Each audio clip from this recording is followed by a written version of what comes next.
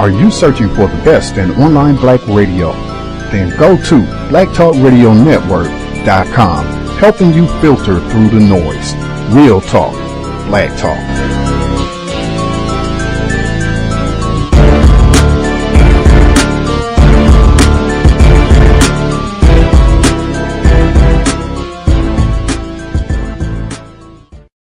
In August of '05, that's when the hurricane came. 1,836 lives was claimed. Let's get down to the bottom, like who really was to blame. They say 90% was man, the other 10 was rain. We looking all around like this shit kind of strange, while the waters keep rising and it's no more rain. Fright gripping the hearts, people starting to panic. No food, no water, how we gonna manage? Just when I thought it couldn't get much worse, I was shot in cold blood by some racist vigilantes. Wish I had armed myself. I'm feeling like a crash dummy without a seat belt, meaning I wasn't strapped in, and I'm surrounded by these white devils hunting black men. So a shotgun blast, I was lifted off my feet and I fell on my ass. My vision blurry, hearing shots all around, and the last thing I heard was that black nigga down. Now he's approaching with the gauge in his hand, trying to finish what he started, but God had a different plan. Through it all and with all of the frustration, never thought I'd be at gunpoint facing assassination by some bloody hands that was racist.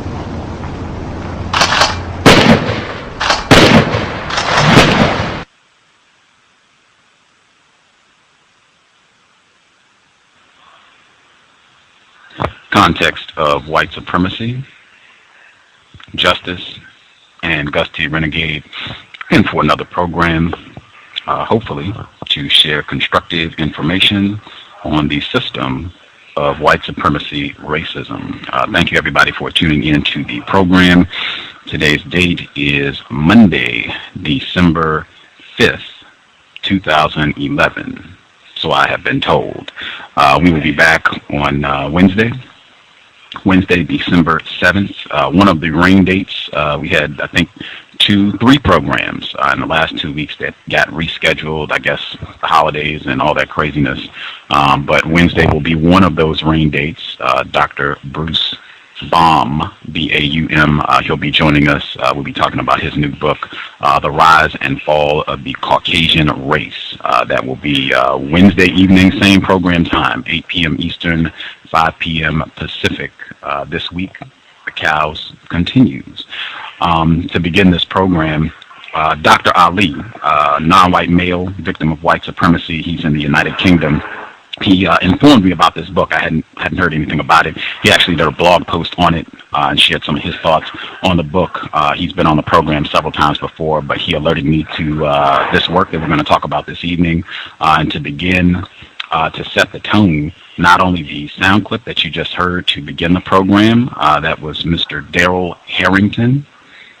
Daryl Harrington, one of the victims of Hurricane Katrina, the breach in the levees, and white vigilante violence during Hurricane Katrina, which I think pretty much encaptures everything that we're going to talk about. When people are dehumanized, anything can happen. And I certainly think if you want an example of dehumanization and what can happen when someone becomes dehumanized, look at what happened in New Orleans during Hurricane Katrina, where you had black people being shot and killed who were really just trying to flee for their lives. You got everything we're going to talk about, looters, all of that, in that sound clip, and that is from the 2010 documentary, Spike Lee's film, If God is Willing and the Creek Don't Rise. But again, the victim, Daryl Harrington, those were his words to begin the program. And just to provide full context, this is not a new thing, the concept of dehumanization, and especially dehumanizing black people and the violence that is attached to that. This is a quote. It's not exactly from the text that we're going to discuss today, but it's footnoted. The author, our guest for today's program, he references this work in his book when he's discussing the concept of dehumanization. This is from Dreamland by Mr. Kevin Baker. This is on page 30 of his book. He writes, he's talking about these son of Ham acts. These were in so-called fairs and carnivals early 20th century in the United States. He writes, "Fortunately, I had work. Barker for a Son of Ham act among the Luna Park sideshows. Hit the nigger in the head. 3 balls for the price of 5. 3 balls and a big prize if you can hit the nigger in the head. Luke, the poor addled Negro they had for the act, would stick his head through a crude yellow drawing of the moon and grin a great toothless grin at the crowd. It was a terrifying sight. His old prize fighter's head gnarled as an apple branch, odd lumps and contusions sticking up on all sides. Let's face it, you could never get a man to do such work if he wasn't already more than a little punch drunk. It wasn't hard work, for me anyway. I didn't have to do very much, and how quickly and viciously the baseballs would start to fly. Real hard-cored baseballs, too, tight as the ones Christy Mathewson threw up at the polo grounds. The rubes so excited to score a hit that half the time they didn't even remember their prizes.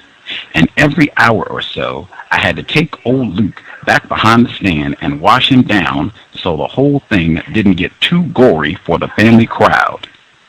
Well, let's just say that it was less than edifying profession. Again, this is from Dreamland by Mr. Kevin Baker, and cited in the work that we're going to discuss today, all about dehumanization. Our guest for today's program, he holds a Ph.D. in philosophy from the University of London King's College and is currently an associate professor in the Department of Philosophy and Religious Studies at the University of New England in Maine. We're going to be talking about his 2011 publication, Less Than Human, Why We Demean, Enslave, and Exterminate Others. Real pleasure to have him on the program this evening. Joining us live, Mr. David Livingstone Smith. Dr. David Livingstone Smith. Dr. Smith, are you with us?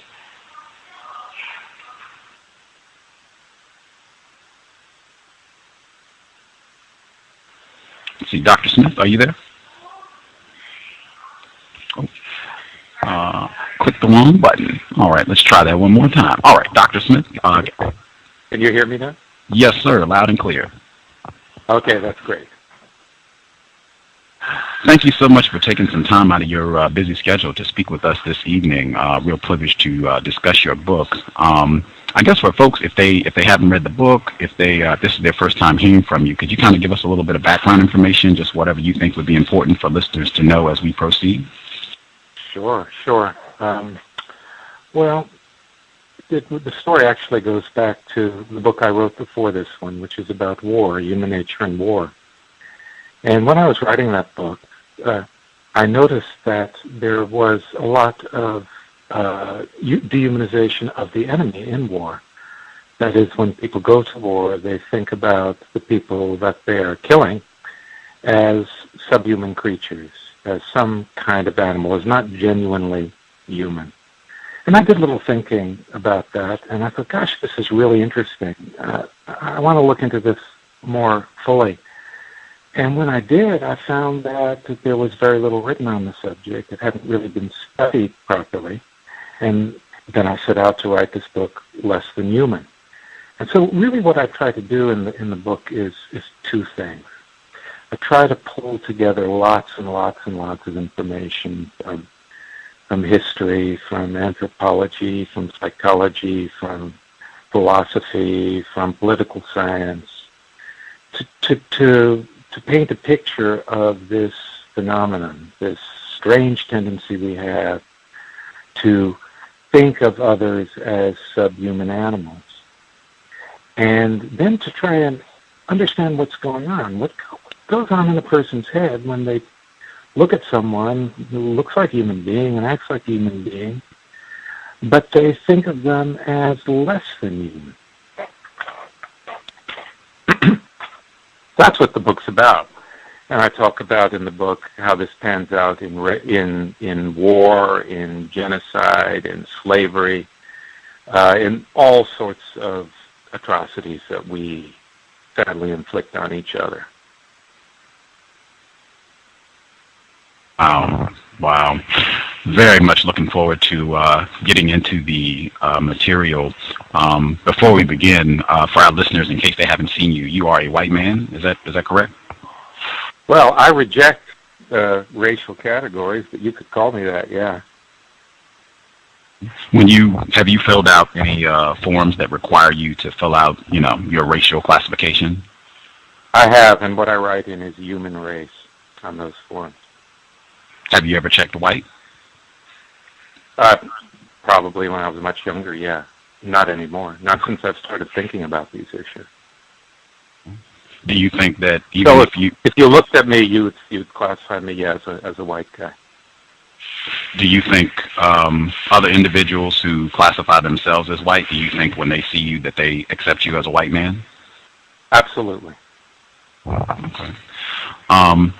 This program, the C.O.W.S, Context of White Supremacy, I have unfortunately concluded that we are in a global system of racism, white supremacy. I use those two terms as synonyms, of racism and white supremacy, and I use the same definition for both terms. The definition that I use is as follows: a global system of people who classify themselves as white and are dedicated to abusing and or subjugating everyone in the known universe whom they classify as not white. Do you think that such a system exists, and do you think that's an accurate definition? You need to clarify it a little bit more. So, when you say dedicated, you mean intentionally dedicated? So you mean people who sort of say to themselves, I wish to subjugate everyone whom I classify as non-white? Or do you mean it's something that they do without realizing what they're doing, or fully realizing what they're doing? Many people have raised that issue on the program about intentionality. Are people doing this consciously? I have concluded that is really irrelevant. The end result being the same, whether people are doing this consciously or whether they're not really thinking about this, but the end result ending up being that people who are classified as not white end up being abused and mistreated. It really doesn't matter, in my opinion, whether people are doing this intentionally. All right, so I was just So there's nothing much that's hanging on the word dedicated then. I think there's a good deal of truth in that, yeah. Okay. I will, just to make sure, that word dedicated is there, and it is important because I have concluded, I do believe white people, a substantial number of white people have got to be very conscious in doing this and maintaining this, because everywhere on the planet where non-white people have resisted and attempted to oppose this system, they have met massive resistance from white people. And that, to me, is evidence that this is being done intentionally, because if it wasn't, you wouldn't get that much resistance. It seems that white people come out and they make it very clear when the non-white people figure out, wait a minute, we're being mistreated because we're not white. We should do something about this. White people tend to make it very clear that they are dedicated to keeping this in place. Does that make sense? Okay. That makes sense, yes. Okay. I guess I don't want to let that slide, because that passage I thought was stunning, the Son of Ham Acts. If you want to share some thoughts about how that relates to your work before we begin, I think that would be great. Well, I think that it's actually a really, really good example.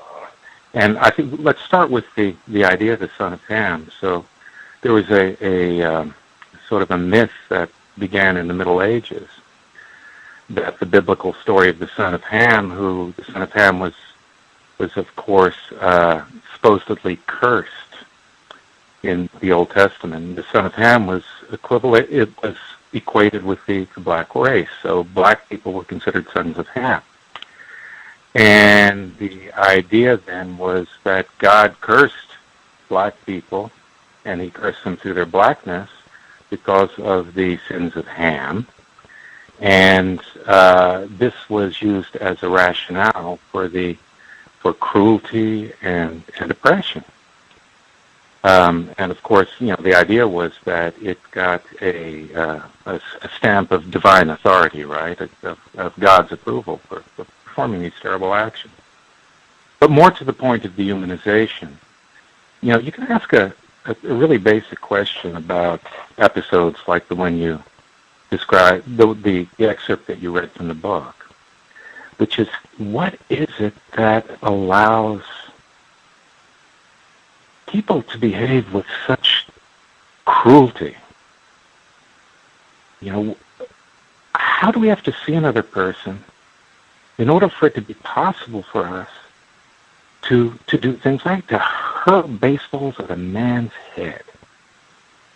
And I think part of the answer to that question is that seeing other people as less than human, as subhuman, not only liberates that kind of violence, but also partially motivates it. So I think this sort of thing, which was really quite common, is a very good illustration of dehumanization. As I said, really stunning example. If you're interested in reading more about those, Dr. Livingstone Smith, he does mention the Son of Ham, shows, or whatever you want to call them, incidents of brutality in his book, but that passage is not in his book. It's in the book Dreamland by Kevin Baker, if you want to read more. He goes into a little more detail about these atrocities in that book, Dreamland, Kevin Baker. The concept of dehumanization, we appreciate, have great respect for definitions, being clear about terms. When you say dehumanization in the book, I guess I want to read a little passage and then just kind of get you to explain a little more to unpack this term. On page 18, you write that dehumanization isn't a way of talking, it's a way of thinking that sadly comes all too easily to us. Dehumanization is a scourge and has been so for millennia. It acts as a psychological lubricant, dissolving our inhibitions and inflaming our destructive passions. As such, it empowers us to perform acts that would, under other circumstances, be unthinkable. In the pages and chapters to follow, I will do my best to explain what this form of thinking consists in, how it works, and why we so readily slip into it. Dr. Smith, if you want to expound a little bit. Sure. So there's a puzzle right away that confronts us. And I think it's very important that you read that. This is a point that a lot of people don't get. A lot of people think that when terms like vermin or dog or monster or beast are used with reference to other people, that these are just metaphors. They're just ways of talking. And I really argue that that's not the case. If we just flung insults at one another, we wouldn't have this really sad history of atrocity that we do have. We use these terms often because that's how we think of other people. So when the Nazis represented Jews and others whom they considered members of inferior races as vermin, or described them as subhuman, they meant it. They meant it. That's really important. So this gives us our puzzle. What's going on there? If you were to dehumanize me, if you were to think of me as a subhuman creature, I want to know how you could do that. Because if you look at me, I look like you. I'm a human being. I stand on two legs. I've got a human face. I talk. I wear clothes, and so on. And so here's how I think how it works. This is how I think how it works. The first thing to get is a tendency to essentialize. We human beings have a tendency to think of the world of living things as divided up into species or kinds, and that includes human beings. So we think of human beings in terms of kinds of human beings, categories of human beings. And what we tend to do is think that these kinds of human beings, or these kinds of creatures, let's stay with the former, kinds of creatures have essences. So what makes a dog is it has a dog essence, and what makes a cat is it has a cat essence, and so on. Okay, and what makes a person is that they have a human essence. Now that's one piece of the puzzle. The other piece of the puzzle is we imagine that nature is arranged on a hierarchy of values. So there's the more perfect and the less perfect. Traditionally, this was called the great chain of being. So the traditional idea was that God was at the top and matter was at the bottom, and human beings modestly placed themselves just a little below God, and then all the other sorts of living things were arrayed below human, so they were subhuman. Now, here's what I think goes on when we dehumanize cognitively, psychologically. We think of other people as having a human appearance, but a subhuman essence. So although they might look human, they're really wolves in sheep clothing. Inside where it counts, they're subhuman creatures. They're inferior creatures, and creatures that are of a sort that either deserve to be killed or harmed or exploited. Now, I think that a precursor to dehumanization is virtually always, in fact, I might go as far as say always, some sort of racial classification. So the first step there is to take some population of human beings, set them apart, that they're different from us. They have a different kind of essence. Deep down, they're set apart from us. And once you isolate a population like that, and of course, scientifically, this is complete nonsense, then it's much easier to attribute a subhuman essence to them. So the next step is, well, they're not really people. They look like people. They're not really people.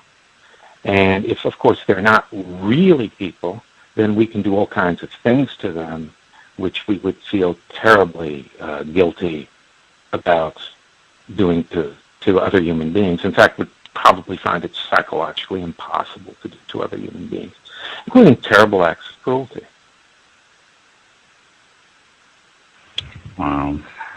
Very important. I hope listeners paying attention. I would tend to agree. I think the concept of racism and dehumanization very much connected. In fact, I think very. For racism, white supremacy to exist, I think that dehumanization is a mandatory component. We'll touch on that.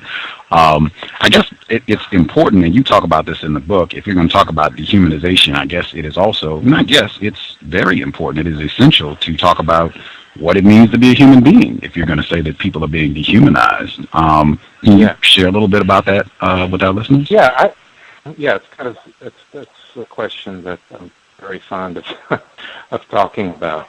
First of all, it's not clear what it is to be a human being. Human is kind of a folk concept. It's not a scientific concept. So you could not really go to any scientists and say, well, from a scientific perspective, what is a human being? I think what the word human, the way it really works, if you look historically, is human means one of us, one of our kind. If you look at indigenous populations all over the world, often their name for themselves is human being. And often other groups are characterized either by default or explicitly as non-human. So there isn't really a fact of the matter about what a human being is. I mean, one thing is for sure, everyone, all of us who can talk to each other and interact with each other are members of the same species. But you see, when people dehumanize one another, they don't really care about that. They say, oh, yeah, there might be many same species, but they're not really human. And like I said, and you found this quite sensible, I think, that is typically linked with racial ideas. Absolutely. Absolutely. And we can take many, many examples of that. I mean, as this is, your interest is particularly discrimination against blacks and the dehumanization of blacks. I mean, there's a massive amount of evidence of that from quite ancient times, actually. And of course, it was probably a necessary component of both the transatlantic and trans-Saharan slave trade. I totally agree. I would want to clarify. I think under racism, white supremacy, the brutality is especially harsh for black people and darker people, but I think it is easily observable for anyone who gets classified as not white. And I think you present quite a few examples of non-black, non-white people also getting, you know, a hefty share of abuse and dehumanization as well. I guess one point I did want to go back to clarify just on the concept of what it means to be human. I think under the system of white supremacy, white people have defined being human as being white. And I think we've talked about this on the program before. I know some people, they might scoff at that and say, oh, that's crazy, that's absurd. I don't think it would take very much digging to bump into a myriad of examples to support that worldwide, not just in the United States, where literally they define being a citizen as being white. Even looking at the etymology of terms, saying that you're not treating me in a humane manner, you could replace humane with the term fair, which is synonymous for white as well. And this is worldwide. The Australia, they have in their Australia whites only policy. We don't want anybody here if you're not white. I think above and beyond anybody else, and because we're in a system of white supremacy, that is incredibly important to really think about that, the ramifications of defining being a human being as being white and what that means for your status on the planet if you are not white. Your thoughts, Dr. Smith? Yeah, again, I think there's a great deal of truth, and that's part of the principle of one of us, right? So if you use the construct white, and that really needs to be filled out, because if we look historically, of course, 100 years ago, or maybe a little bit further for all the examples I want to give, Irish people were considered non-white, and Jews were considered non-white, and Poles were considered non-white. So you have to be very attentive to how this gets filled out in any historical epoch. But yeah, all of these populations with that sort of classification have frequently been dehumanized. And that's quite clear. I would say it's par for the course in this system, and I think lots of evidence, if you end up being classified as not white, the dehumanization and abuse is coming. And I would say the further you deviate from whatever white is, it gets changed around. The people who say that they're white, the most powerful white people, they get to change it and say who is and who's not white and what that's going to mean. They can change it day to day. We've had Ian Ani Lopez on the program to go into detail about that, and as well as Noel Ignatieff, how the Irish became white, several other folks. But the further you deviate from that, the worse that dehumanization and abuse is going to be. Even Dr. Joe Fagan, he was on the program talking about racist jokes. Black people, he said he got his students to kind of take notes of when his white students to take notes of when they heard racist jokes and racist comments from their white friends and white family members. And he said about 75% of the racist commentary was reserved for black people. Just to further evidence, the further you are from whatever that standard of whiteness and beauty is, the worse your treatment is going to be, and worldwide, not just in the States, I would assert. When I left out the chain of being, that would be another great example, illustration of white being at the top, darker people are much further down. Wow. Again, I'm sorry, go ahead. That particular way of particular construction took shape, of course, in the 18th century, which was, of course, a heyday of colonialism. So, yeah, the great chain of being extending from God to inert matter, each level got divided up as well into ranks, and indeed, the European intellectuals who worked on this sort of thing divided the human level up into types of human beings, and of course, white Europeans were placed at the top, and at the bottom, it was either sub-Saharan Africans or Native Americans, depended on who was doing the writing. Yeah. And of course, then the lower you were on that, it merged into the next rank, which was the great apes. And so there are these infamous remarks by people like Thomas Jefferson and Voltaire about black people interbreeding with great apes.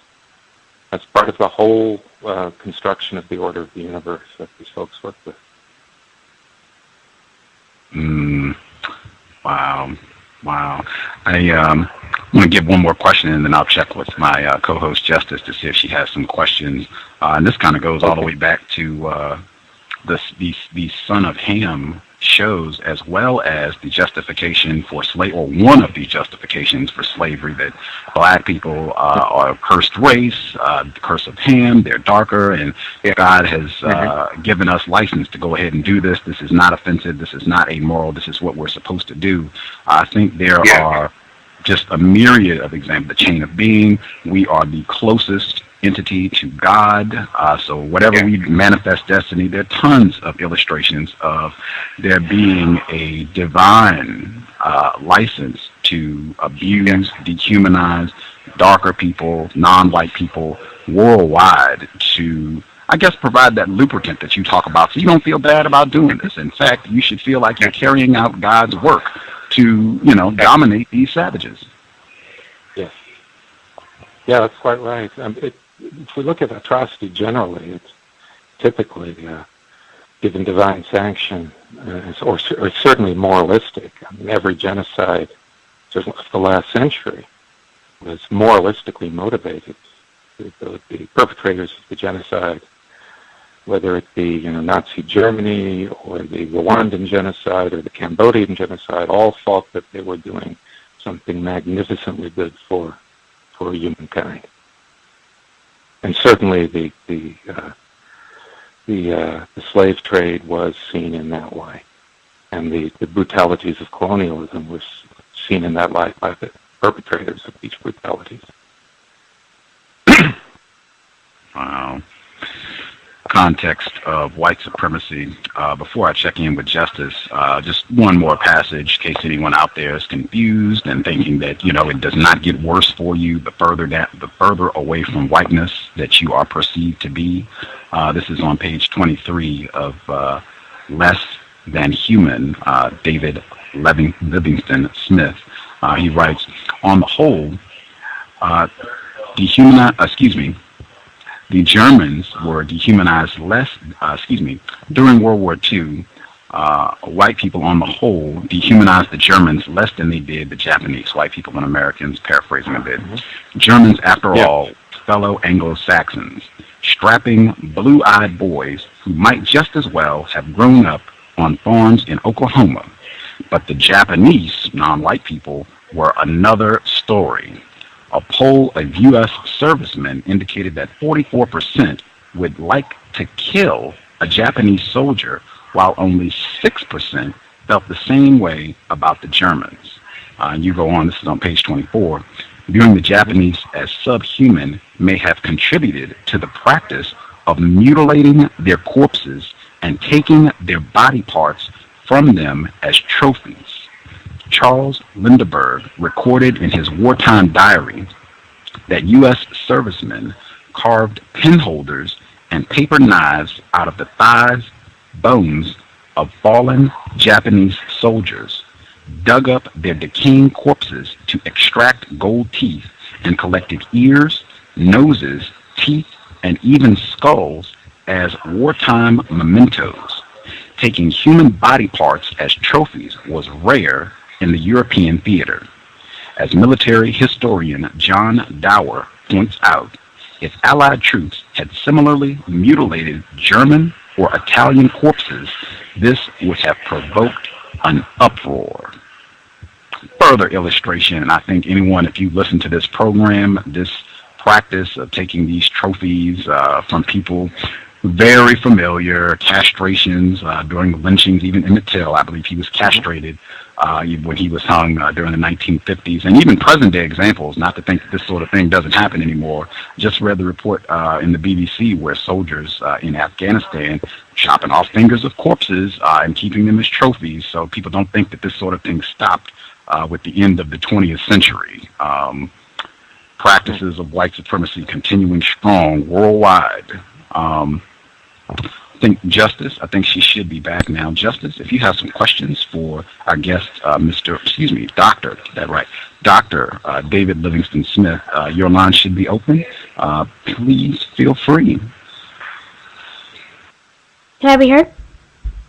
Yes, ma'am. Okay, hi.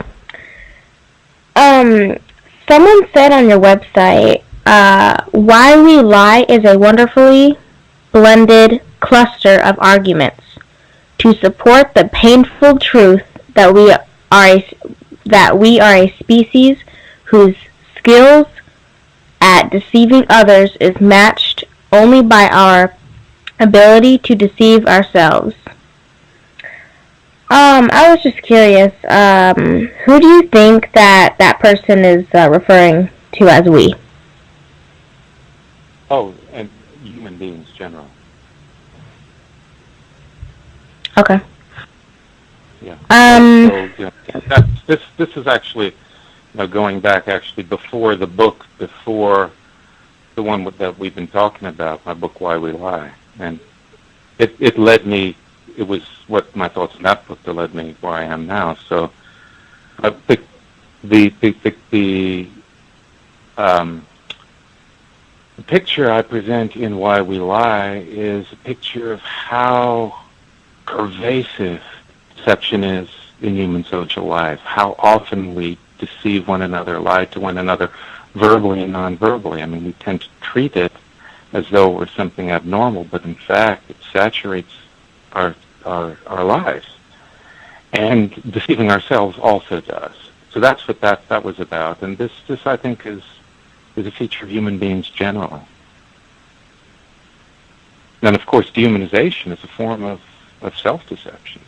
You convince yourself that other people are not really human. That is self-deception. How did white people become the way they are now, like mistreating people on the basis of color? Yeah, it's an interesting question, and I think we have to look to historical and economic forces to understand that. So there are a couple of things that are interacting with each other. One is the tendency of human beings to divide others into racial groups. And that's very old. You can read ancient Chinese and Mesopotamian and Egyptian texts in which they characterize different groups of people differently. They characterize them in terms of them and us, and in fact dehumanize them. But the way that racial divisions work are really historically sensitive. So like I was telling your colleague a little while ago, 100, 150 years ago, a big part of what was considered the race problem in the United States had to do with European immigrants, people who would now be classified as white, but then were not classified as white. Similarly, if we go to other continents, the racial distinctions which are made in the United States and in Europe don't hold. There are different sets of racial distinctions. So what we found in the 18th, actually earlier, from about the 15th century right up through the 20th century, was this tremendous expansion of European colonialism. And that provided incentives to dehumanize the people who lived there, who had the stuff that the Europeans wanted to get. So that it's for that reason, I think, that the racial categories were filled out the way they were.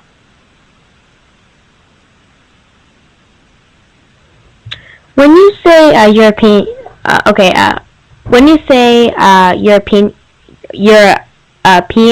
do you mean white people? Yeah, like I say, I don't have much. In fact, I reject racial categorization, so I don't use that sort of language. But yeah, you could use that interchangeably. Okay. Since you study nature, go on. I'm sorry. Since you study nature and people, do you help to protect nature and people? I'm not sure what you mean. Could you ask me to put that in different words? I've been reading on your website, and it says that you study about nature and people, right? Human nature? I'm not sure what you mean by nature and people.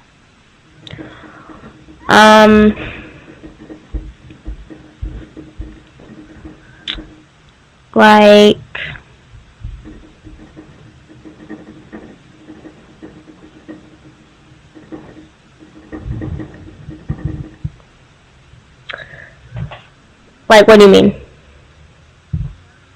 I'm just trying to get clarification from you. About what do I mean when I say nature and people, or like? Mm-hmm. Yeah, precisely. Okay.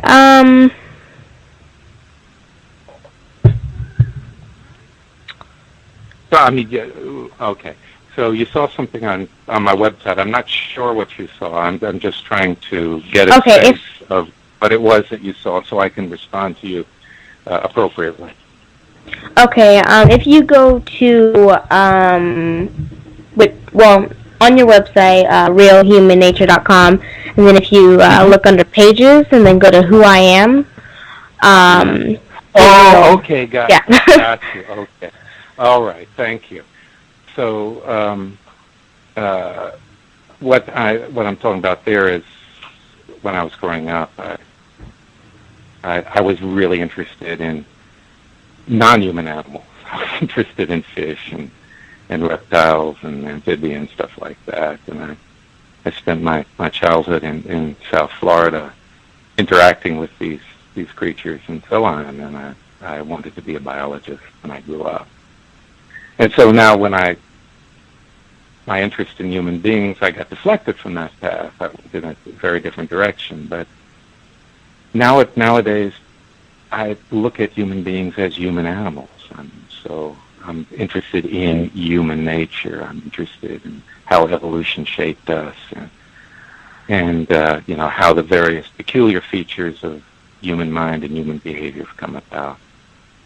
So so that's what that refers to. So if you ask if I'm an activist in preserving preserving non-human creatures and protecting human beings, only in a very, very limited and moderate way. So I write. I write about atrocities. I try and write to change people's minds about how we should think about each other and how we should relate to one another. But so it's only in that very limited context. Do you like to help and study animals more than people? No, people are animals, and I'm primarily interested in human animals.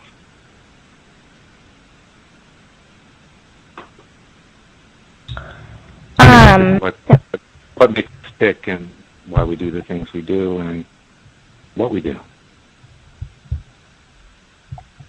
Why do white people want to dehumanize the population of black people, non-white people? Well, like I said, dehumanization happens, I think. It sort of solves the problem. Groups of people come into conflict, often conflicts over resources. That one group of people wants to take things from another group of people or wants to exploit another group of people in some way. And the problem is that, of course, we can recognize other people as people, and we have inhibitions against doing violence to them, unless we're psychopaths. So, it's one of the most difficult things in the world is to look into another person's eyes, to acknowledge their humanity, and to harm them. We find that in war. I mean, people who have done that, who've looked into another person's eyes and killed them, are haunted by that an entire lifetime. So think of yourself in this position. Think of yourself as being in a position which it's advantageous to you and your group to do harm to others, but being confronted with the sort of guilt and the powerful inhibitions that are there when you contemplate doing harm to other human beings. Well, if you can convince yourself that those people aren't really people, they're subhuman creatures, then you can harm them without guilt, or certainly with less guilt.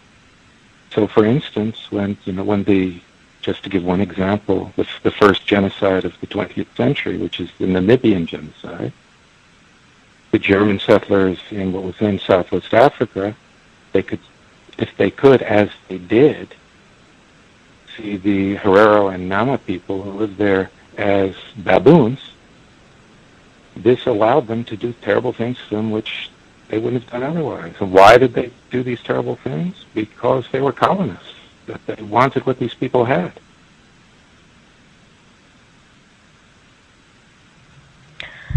That will be all for now, and you can go ask your questions, Gus. Okay, thank you. Context of White Supremacy. Again, our guest, author of Less Than Human, Why We Demean, Enslave, and Exterminate Others, Dr. David Livingstone Smith. I thought this very important, and this goes all the way back, I think, to the very beginning, the sound clip that I played. You talk about dehumanization. View what happened 2005, New Orleans, Hurricane Katrina. Weeks of dehumanization just blasted across the airwaves. You could watch it, even news every day. You say that dehumanization,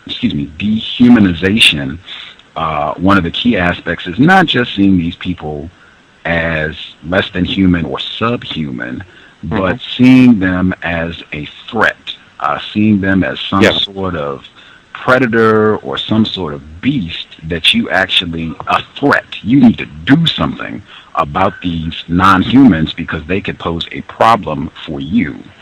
Can you talk about how that also helps to motivate acts? Sure. So again, we have to look at very clearly in context. So look, no one dehumanizes another group of people by saying they're butterflies or they're puppy dogs. It's always when one group dehumanizes another, they always attribute to them the essence of some sort of creature that either merits killing or exploitation. Now, the most common pattern is this. One possibility, the others are seen as dangerous predators. We get that a lot in war. So we treat the other as like a wolf or a bloodthirsty beast that has to be stopped in self-defense. Another pattern, which we find most typically in genocide, is the other is seen as an unclean animal, vermin, a carrier of disease. And, this is a really culturally laden attribution. So in some cultures, for instance, in the Middle East, dogs are traditionally seen as unclean. So there might be a dehumanization of another group of people as dogs, which wouldn't be used, say, in Europe, because dog is not traditionally unclean in Europe. Then there are animals to be exploited, like donkeys. So, for instance, this is something I'm quite involved with right now, what's going on in Sudan, the Sudan genocide, where the Arabized Sudanese are really engaged in a terrible, terrible campaign of ethnic cleansing against the non-Arabized Sudanese, and they often refer to them as as donkeys or monkeys.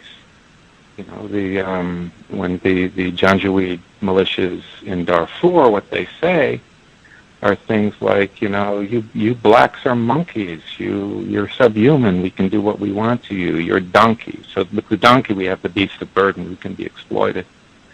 And the idea of the monkey, which was, of course, an image that was used a lot in the United States to characterize people of African descent, and still is. I mean, Barack Obama has been portrayed as a monkey quite recently, is the idea of something which is kind of human-looking, but not really human. Another pattern is prey, creatures to be killed or hunted for sport. I would suggest that maybe you would find this sort of pattern in these Son of Ham shows, right? Where it's just doing harm for fun. So that's the broad pattern, and there are some exceptions to that pattern. But you see, it has to be. We have to see the other population as deserving of a certain kind of treatment. And that's what calls the shots for how they're demonized. Wow. I'm listening to all this information, which I agree with. I think it's very accurate. Unfortunately, I'm reminded Dr. Ali, non-white male, he's in the UK, your former stomping ground. He informed me about your book. And one of the things that he pointed out, that same similar question to what Justice asked, on the cover of your book, he had circled the word "we" in your title, Less Than Human, Why We Demean, Enslave, and Exterminate Others. And he said, who is the we that we're talking about? Are we talking about white people?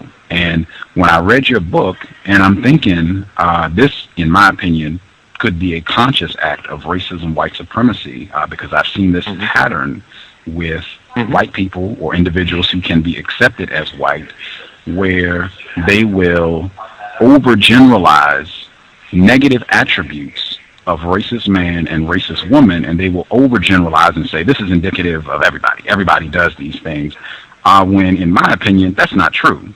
We're talking about behavior patterns like dehumanizing other people and then going out and acting on that to exterminate, enslave, dominate other groups of people. No, in my opinion, no one compares to white people's record worldwide. And I feel like that's even acknowledged implicitly in your book when you say that the major three examples that you're going to try to focus on in the book, World War II and the Holocaust with the Jews, the genocide of Native Americans in the United States, and the worldwide abuse, exploitation, genocide against black people. That is all white people stomping on. Yeah, I agree with that. I think there can be no doubt about that. That's absolutely true. That doesn't mean dehumanization is unique to whites. It's just been much more extensive. So what I'm interested in looking at here is some feature of the human animal. I mean, what gives us the capacity to do these sort of things? And there, when I say us, I mean human beings generally. But gives human beings the capacity to do that. And I would not dispute what you said one bit. I mean, all of those very dramatic examples, with perhaps the exception of the trans-Saharan slave trade, would be, yes, it would be dehumanization in the context of white European colonialism. Absolutely. Okay. In my opinion, I don't think one can just hop and say, well, I'm interested in seeing how humans are able to do this. And if I had to point to one thing specifically, and it might seem trivial, which is why I'm picking it, because most people would, again, they would gloss over it. Go right ahead. This is trivial. I can't even believe Gus would cite that. My example is say, no, there is a difference. White people, whole nother category. When we start talking about dehumanization and going out to mistreat other people, their record, nothing comes close. In comparison, would be racist jokes. You can look online and find thousands, probably into the tens of thousands of racist jokes where white people are talking, and Dr. Joe Fagan 75% of these are about black people. There are tons of them where they're about so-called Jews and Asians and other non-white groups. But the bulk of them are about black people. There is no comparison if you look for black jokes about white people, Asian jokes about white people, Native American. It's not even close. That's what I mean when I say I think, in my opinion, it's not just attempting to gloss over or to make it minimize the egregious behavior of white people. In my opinion, it is an act, conscious, deliberate act of white supremacy when white people, as example in your book, attempt to say that these behaviors are, hey, everybody does this. This is something that's just a part of human nature. That's not true at all. What with white people's record, they need to be completely separated. Let's just look at white people's conduct. Let's look at the way white people have demeaned, enslaved, and exterminated, because this is something that is special, unprecedented in, unless I'm misinformed, that is unprecedented on the planet. I think you're quite right. I think you're right. Doesn't come out in your book. I guess I just want to make this point really quick before you respond. That doesn't come out in your book. No, I think it does come out in the examples that I concentrate on. That much is clear. So that's you know, I think it's a really interesting question about why that is, and that's, I would guess, is a question that can only be answered historically and economically. But no, you're right. I would assert, if that is correct, I think the title doesn't reflect that. Why We Demean, as Dr. Ali pointed out, give credit, because this is not me. He pointed this out before I'd even read your book. It would be much more accurate. Why white people demean, enslave. No, but that would do violence to what I'm investigating, what I'm arguing. That would do. I just want to slow this down. You said that would do violence to what you're arguing. Is that what you just said? Yes. How would titling your book "Less Than Human: Why White People Demean, Enslave, and Exterminate Others," how would that do violence to what you're trying to do? Because the case that I build is not exclusively about white people. It's about human beings generally. Okay, that's what I just said. When I said white people should be looked at exclusively, it should be exclusively focused on white people, particularly with the examples that you picked. We're going to pick these three examples. So why should it be exclusively focused on white people? As I said before, I don't mind repeating this. As I said before, white people's conduct, genocide, and savagery that they have dumped on non-white people for centuries now is unparalleled. It is unprecedented. There's no record of non-white people, but any group of non-white people doing what white people have done worldwide. There is no comparison in the history of this planet, unless I'm misinformed. If that's true, sure, but then we should wait a minute. If that's true, go on. If that's accurate, then we should have a focus on what is so special, what is so unique about this group of people who say that they are white, that would cause them to behave in this manner. What is so special about this group of people that would motivate them to dehumanize all the other non-white people, or the people that they say are not white? Why would they do this and then go out and act on it? That's what I think. And I think that is a different investigation. I agree. That's what I said. Yeah. I don't get that in your book. I didn't get that from your book, and I think because that's not what my book's about. Okay, and we're in agreement. Yeah, okay. Yeah. And that's a perfectly legitimate and important question, and there are people you would need to. That's not a question that I would be qualified to answer. Why not? But it's an important question because I don't know enough about. I don't know enough history. I don't know enough about political economics and so on. There are a different set of forces and a different set of concepts we need to use to make sense of that. I am suspicious, Dr. Smith, and you as someone who can be accepted as white, I suspect that this could be you practicing racism right now and doing so consciously. It is hard for me to believe. Just let me finish this, and then you can respond. Yeah. It's difficult for me to believe that you have a Ph.D. in philosophy, you studied in UK, you've come back, you're a professor in the United States, you've written several books, you've written this whole book on the history of dehumanization and analyzed it on all these different continents. It's hard for me to believe that you could not say, hey, I'm going to narrow the focus of my research on dehumanization to just focus on white people's dehumanization of non-white people. It's hard for me to believe that, and especially with you being a white person, it's impossible for me to believe that.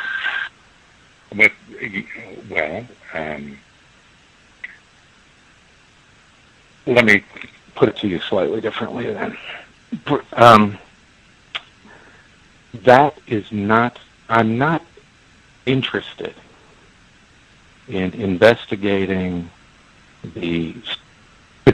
specifically the history of white European colonialism, dehumanization, and atrocity. That's not my interest. That's not my project. I think that's a worthy project, but it's not mine.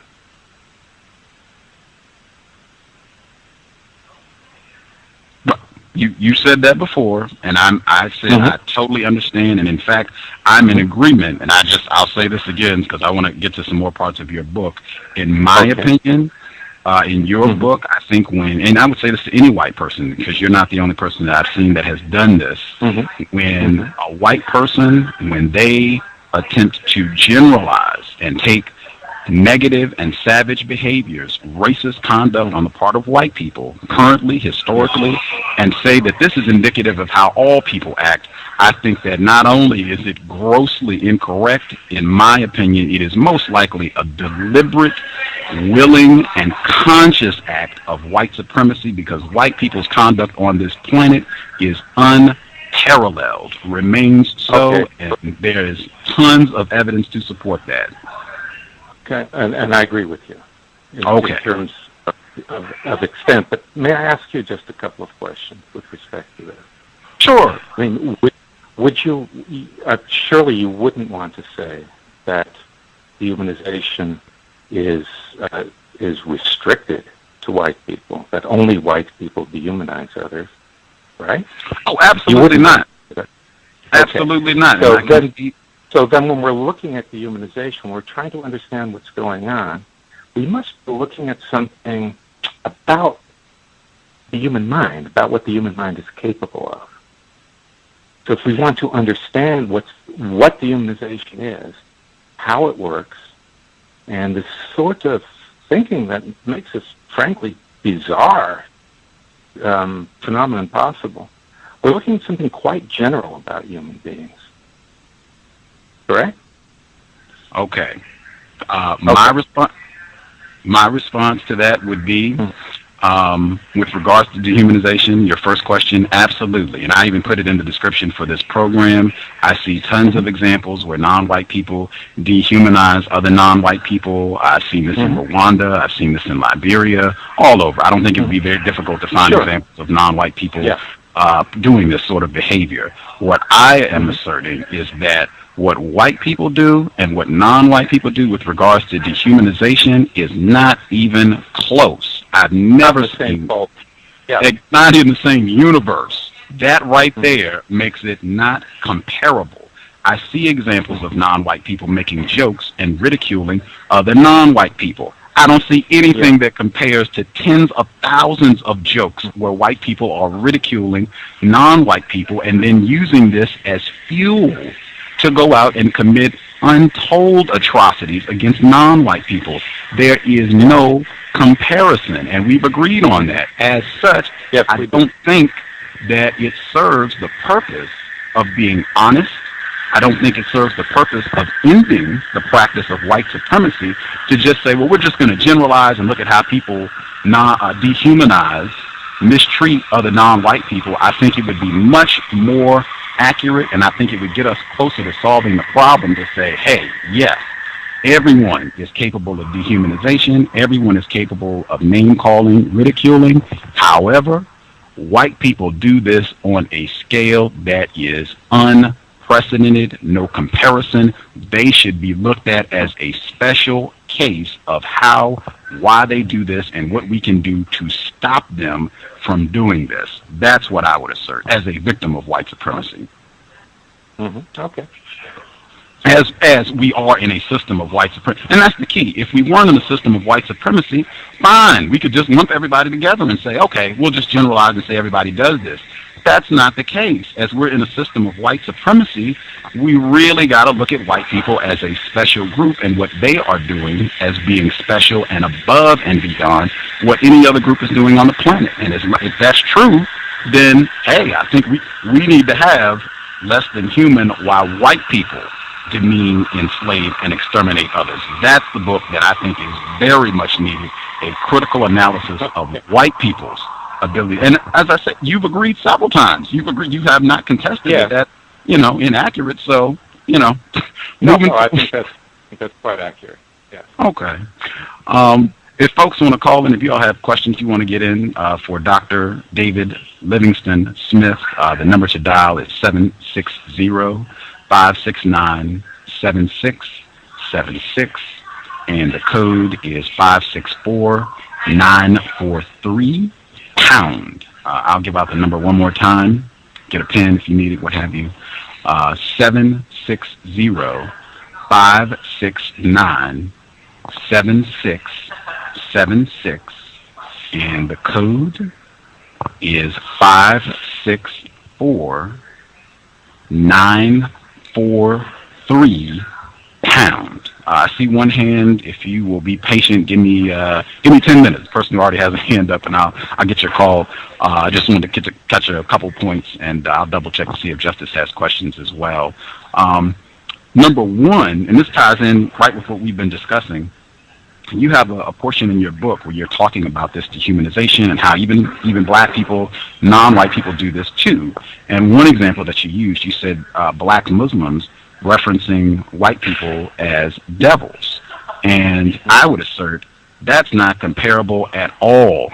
When you look at victims who are upset about how they have been mistreated by white people, and particularly I think the way that they define white devil, why they were calling white people devils, and really analyzing that, what they were saying was these people have not treated us in a humane manner. They have not behaved in a human way on the planet. They certainly have not treated us that way. These people have functioned like a devil. If you look in the Bible, the way the devil is talked about in abuse and mistreatment, that is closer to the way that their conduct has gone down on the planet, particularly with regards to us, as opposed to treating us correctly. We wouldn't have this problem. I don't think it's accurate to compare black people. That certainly could be.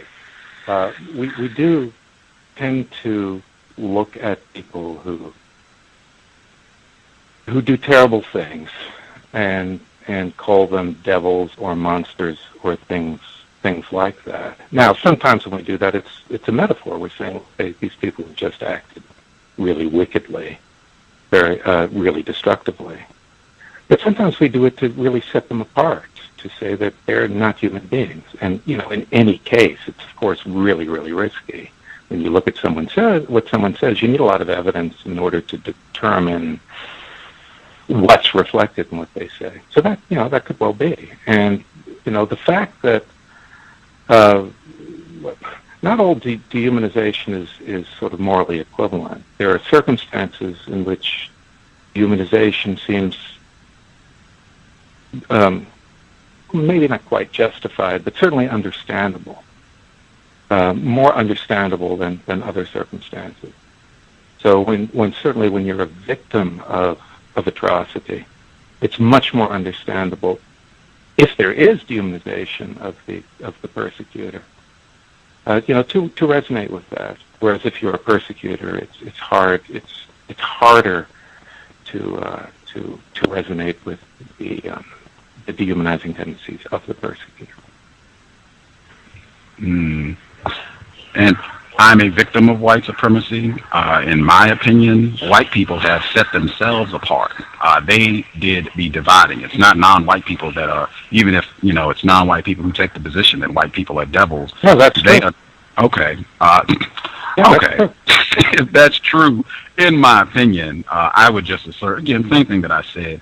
If a non-white person takes that position, I think they could make a very clear case. White people are not functioning in a humane manner. They're not treating me in a humane manner. They have disqualified themselves from being human. They have dehumanized themselves by their conduct and how they're treating me. Unfortunately, that's not the case. That part of the capacities of human beings is to do terrible things to one another. So they are human beings. Well, wait a minute. We've already agreed. It's not the case that it's the capacity, you're doing it again, the capacity for man to mistreat one another. We've already agreed. That capacity, there's a massive difference between white people's capacity to mistreat others and everybody, non-white and white people. That's not true. White people have the record. We've already agreed repeatedly. White people have demonstrated a record that is far and above any other form of mistreatment that this planet has ever seen. So, again, I would assert it's not the victim. If they say, hey, I don't think white people are humane, I don't think white people are human beings because of the way that they function, that is white people who've done, and I've even heard white people who've said, hey, we're hurting ourselves. We are compromising our own humanity with our conduct. It's a ton of white people who have come on and co-signed on that and said it's absolutely correct. You go out and lynch and castrate people and chop off fingers and hands and skulls. You go out and do all this stuff and sit around and tell racist jokes about it all day long like it's funny. You are disqualifying yourself from being human. And it's certainly when these same people come. How does? Hang on one second. I'm sorry. I was just going to make sure that I get in, and certainly with the fact that you've already said that white people have struggled even to define what it means to be human. That also is key. Just wanted to get that in. So how does behaving wickedly and destructively disqualify someone from being a human being? In my opinion, to be a human being, you have to behave in a humane, just manner. And again, it would just come down to what do you mean when you say human? And as you said, that is, hey, white people have struggled with this concept for quite some time. What does that mean to be a human? In my opinion, you have to function in a humane, just manner. And if you are dedicated to practicing white supremacy, mistreating other people, you are disqualifying yourself from that. And as I said, many white people have seen the logic to that. And have said, hey, for us to be fully human, we have got to stop practicing racism, white supremacy. As long as we're dedicated to hacking up non-white people and mistreating them and seeing that they don't have housing and snickering about it and making jokes and seeing that they don't have adequate employment, sitting around and watching Hurricane Katrina and laughing about it and calling the victims looters and saying, they should have got out. They had every opportunity. As long as we're willing to sit around and do that, we are disqualifying ourselves from being fully human. I think that's very lucid, but I could be wrong. And again, all of this just comes down to what it means to be human.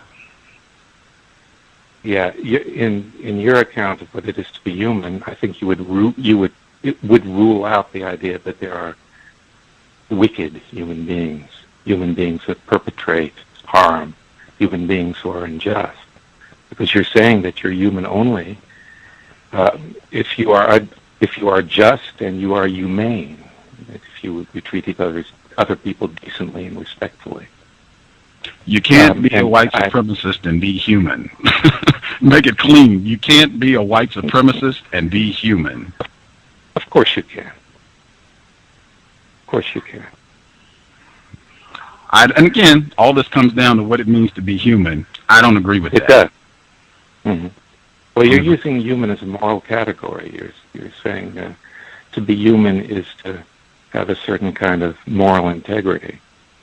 And I certainly reject that. I think you could be at heart. I think take any of the most wicked people you can imagine. They were human beings.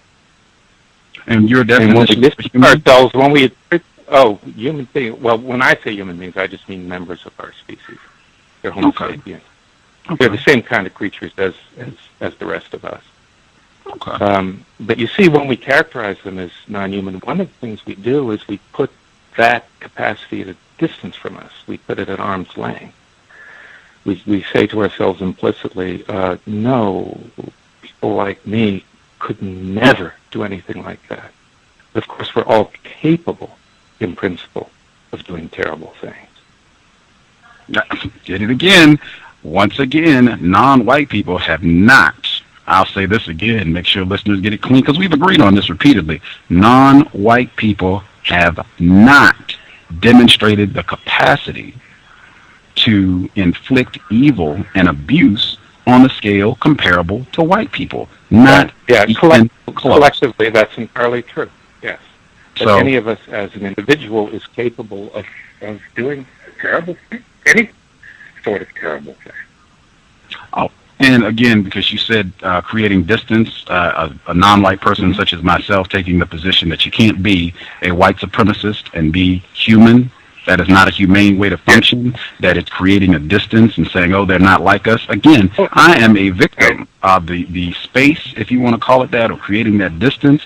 That has been done to me. That is a part of my victimization. All of this is a response to dehumanization that has been practiced against me, black people, and other non-white people for who knows how long now. So I would assert it's not the victim, even if they take that position that white people do not qualify for being human as long as they're practicing white supremacy. Even if you take that position, it's not you that's making some sort of distance between white people. It's not you doing that. You are responding to white people creating a distance and saying, hey, these folks, these non-white people, these people that we say are not white, they're not human, and we can do whatever we want to them. We can mistreat them anyway, and especially black people. They are especially subhuman, and we can especially and should especially victimize, brutalize them in any way we can think of. Let your imagination run wild when it comes to black people and dumping any sort of mistreatment on them. My view, I could be wrong. I wanted to ask this, and this is my last one I'll ask before I check with Justice, and I'll check with callers as well. Okay. I just wanted to get your view. I assert no one has a record of dehumanization and robbing humanity from other people. No one's record on the planet compares to white people collectively, ongoing, even to this day. In my opinion, and I just wanted to ask to see if you think this makes sense, white people, and it seems their obsession with dehumanizing non-white people, I would assert that's one of the principal things, one of the primary things white people worldwide do every day is dehumanize non-white people. It's everywhere. It's in their fiction, it's in their films, it's in everything that they do, some aspect of dehumanizing people because they're not white, especially black people. And I wanted to ask if you think that could be projection. White people actually having some doubts about their own humanity in relation to non-white people, especially going out in the world and saying, wow, this planet is dominated by non-white people. White people, we are actually the minority. Do you think that could be, with psychological term, projection, and saying, well, we will dehumanize other non-white people. We'll just dehumanize all of them to affirm and bolster our sense of humanity. Does that make sense? Do you think that could be happening? I think something like that could be happening, yeah. Yeah. What do you think would be motivating that? Why would white people need to reaffirm their humanity by mistreating non-white people, especially black people? Why would white people need to assert their humanity, put that in quotes, by practicing white supremacy against the non-white population on the earth? Well, I think that now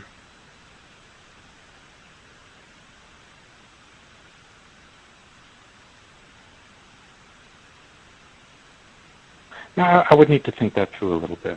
I don't want to give you an off-the-cuff response, but intuitively that sounds like there might be something in it. Okay. If you let that percolate for a minute, I might ask you before the program concludes, I might ask you to see if you thought of anything. Okay. Okay. Justice, do you have some more questions you would like to ask our guest, Dr. David Livingstone Smith? If you do, I can get you, and then I'll get to the callers. Justice, do you have any more questions? Yes. White people are directly and greatly contributing to the extermination of the habitats, animals, and people of this planet. Do you think it is possible that white people are from another planet? No, I don't. It's an easy one to answer. I'm sorry? No, I don't think that's possible at all. We know a lot about the origin of our species, and no members of our species are from another planet.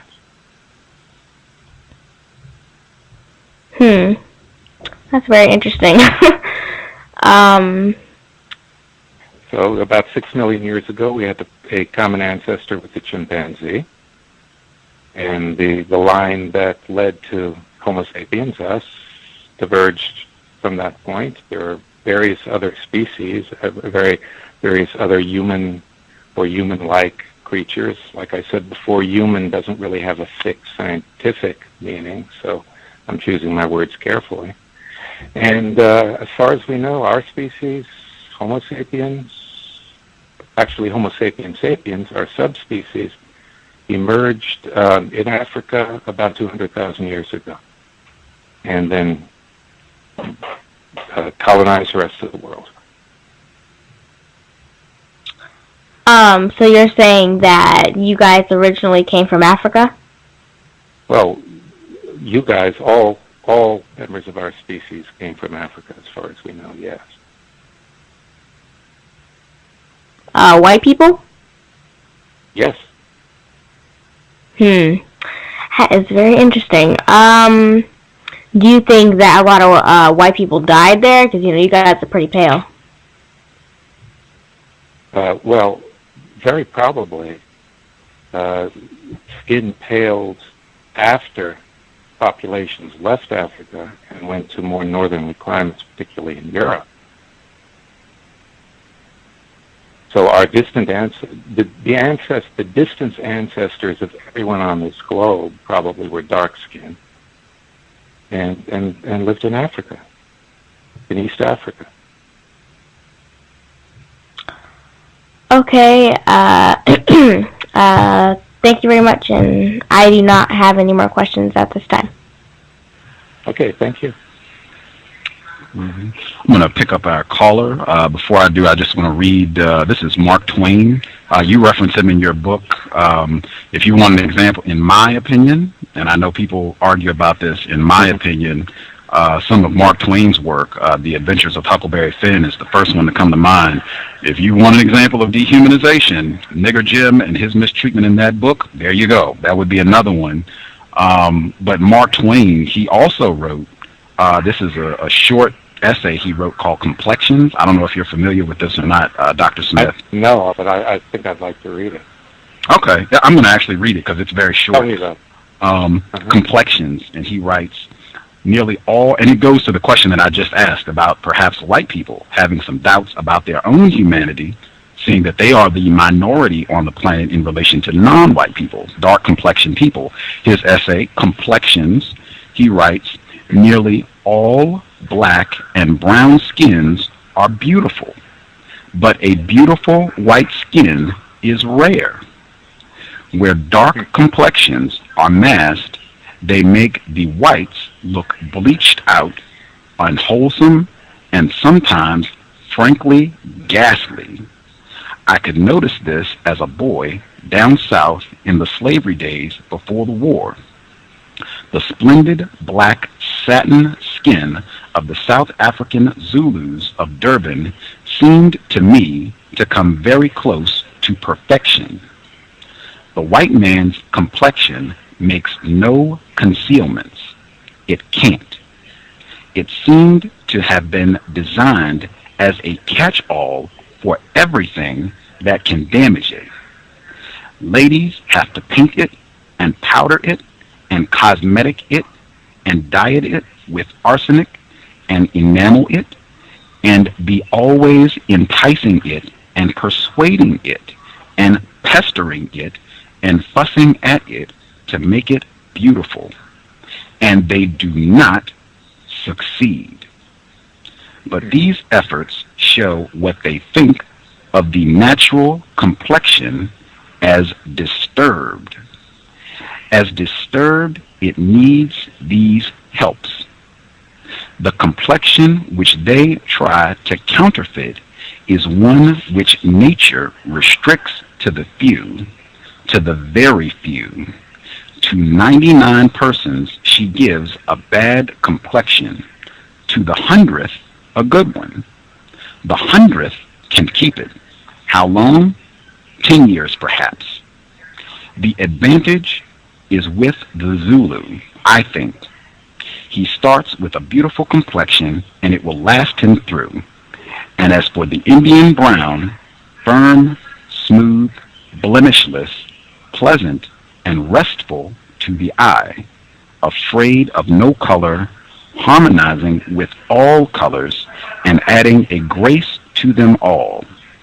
I think there is no sort of chance for the average white complexion against the rich and perfect tint. This is originally was in Following the Equator, Mark Twain, titled Complexions. Any thoughts on that, Dr. Smith? It's very remarkable that a white American would write that, particularly at the time it was written. No, I don't really have any thoughts on it other than being astonished yet again with Mark Twain. First time I read it, I was too. That's, I think, second time I've shared that on the program. Listeners, you can ponder on that as well. I will check the phone lines. I'll give out the number one more time. If you have questions you'd like to ask Dr. Smith, the number 760-569-7676, and the code is 564-943#. If you have a question and you dial that line, just press *6. If you have a question, I'll see your hand and I get you on the line. Press *6 if you dial that line if you have a question. If you're on the TalkShoe line, it's *8. *8 from the TalkShoe line. The person that dialed in, last four digits, 5591. 5591. Did you have a question for Dr. Smith? Your line should be open. Hello, can I be heard? Yes, sir. How you doing, Gus? How you doing, Dr. Smith? I had a few questions for Dr. All right, sir. I had a few questions for you. I'm not that familiar about your book, but I did find a small article in regards to your book. I wanted to know your intentions for writing this book and what outcome were you expecting from it? My intention in writing the book was to talk about something that hasn't been talked about properly. So people often throw this term around, dehumanization, and you find that scholars throw it around, and it's thrown around in popular press and so on. But serious consideration of it is really, really thin on the ground. Now that's really strange because of the role that it has played historically in genocide, in war, in slavery, and the very worst things that people do to each other. So I thought there was a need to open this up and really just start a conversation about it, to offer some ideas about what I think is going on, to try and pull together what I could pull together about dehumanization, and hopefully stimulate a conversation, get people to take this seriously. And it really needs to be taken seriously. If dehumanization plays the role that I think it does in lubricating the machinery of slaughter, as Gus pointed out when he read the excerpt from my book, then we better understand it. Because if we don't understand it, we're not going to be able to do anything about it. So that's what I was trying to do. Okay. And what was your intentions for using the term human instead of going by the classifications known as race? Sorry? I didn't hear the first part of your question. What was your reason for using the term human as often as you did, and not including race as much? Well, actually, I have a chapter about race in which I don't think that, I argue that the notion of race doesn't really make sense. And that's part of the argument in the book. I mean, I reject ideas of race as standing for anything real. There are ways that people categorize one another and categorize themselves. But if we think that race is really mapped on to keep different kinds of people, I think that's false. So the reason I talk about human beings in the book and why people do these things is because I'm interested in, what I'm trying to figure out is what it is about the way our minds work that not only allows us to think of others as less than human, but actually inclines us to, in certain kinds of situations of conflict. And this is something which I've said, in fact, Gus has agreed, that is very widespread. People do it to some degree or other in many, many places in the world, and have done so in many, many historical periods. So there's something just basic to be explained there, and something basic to be understood. Okay. What people or what person determine the classifications based on race of the human? Well, that changes from time to time, and it's often a matter of powerful elites who want to set themselves apart from others, or conflicts between populations. Like I said, if you look at racial constructs that have been used throughout history and are used in different parts of the world, they're very varied, and the way that these things get panned out depend upon power struggles, facts on the ground of power struggles between groups of people. Okay, in terms of history, who was the first person to establish the ideal of race?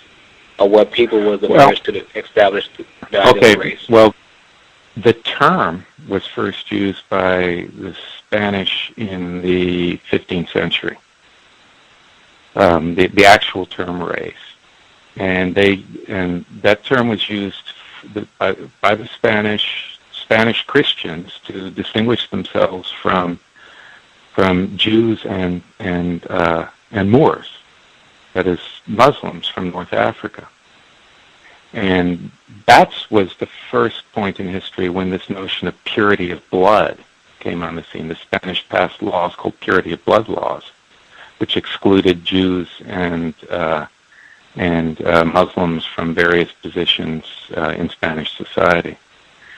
So the term starts there, but the concept is a lot older, because if you look in very, very ancient literatures, you find groups of people setting themselves apart from other groups of people, giving these other groups of people names, often disparaging names.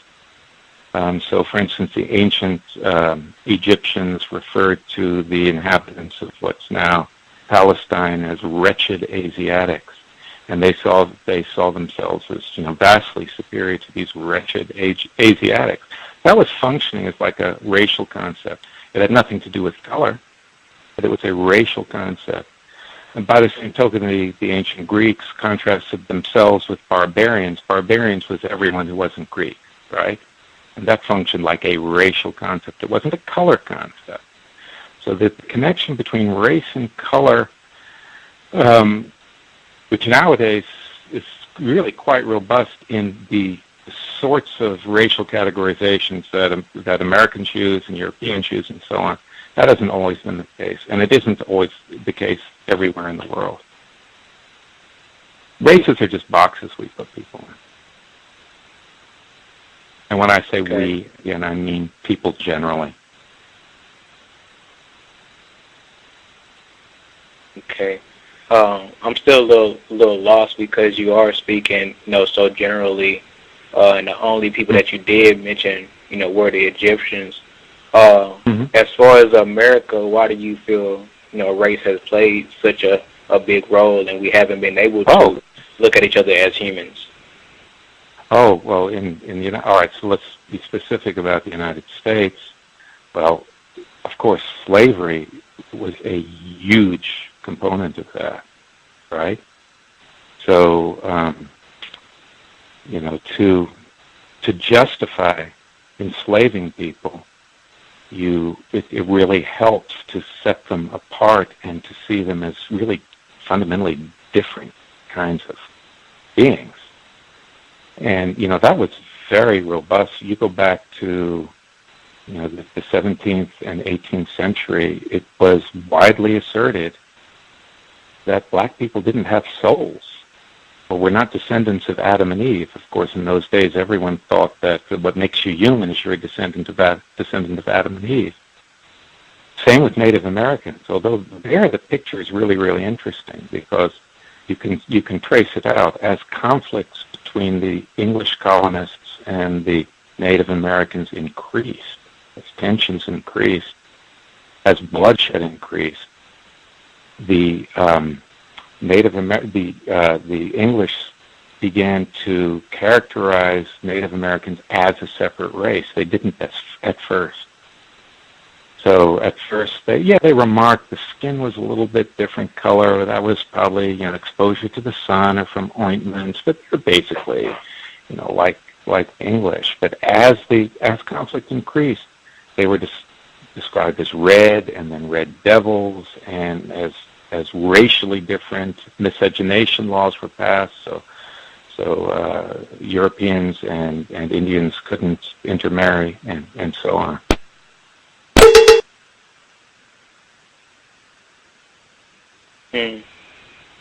Okay. Why do you feel it was? Why do you feel the Europeans had a need to so adamant about defining the race by by classes and things like that?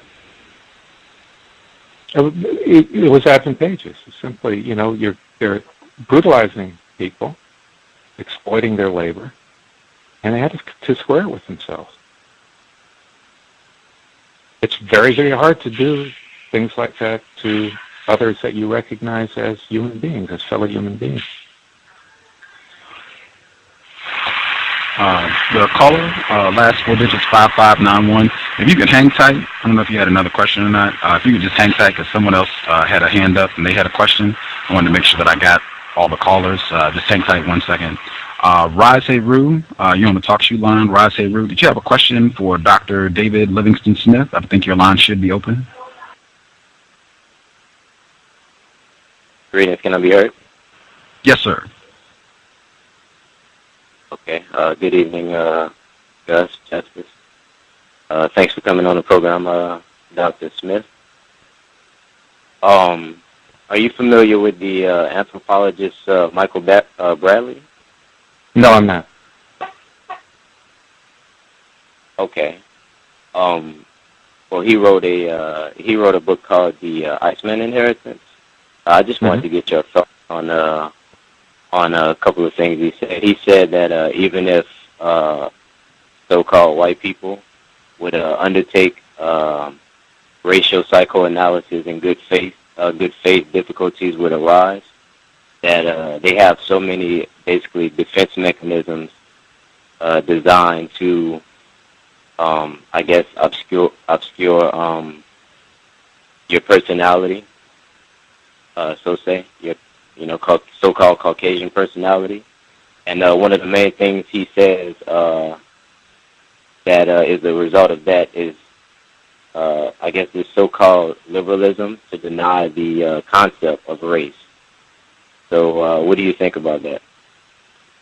I didn't quite catch the last thing that you said. Could you either repeat it or put it differently to me?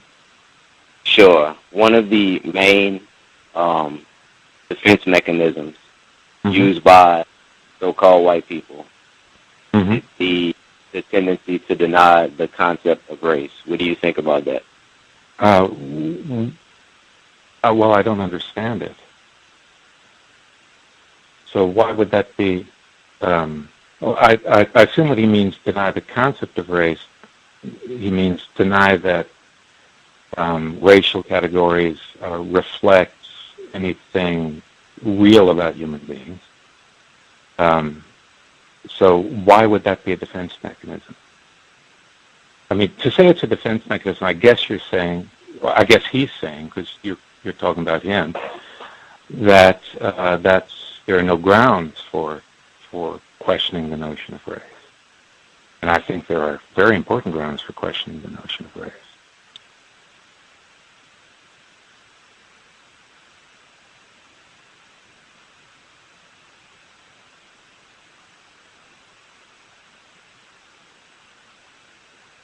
So could you repeat that? What you said last? Sure. Yeah. So if someone comes along like the person you're referring to and says, "Well, look, questioning the notion of race, questioning that," what he said is denying that race makes sense. I guess he means. No, sir. No, denying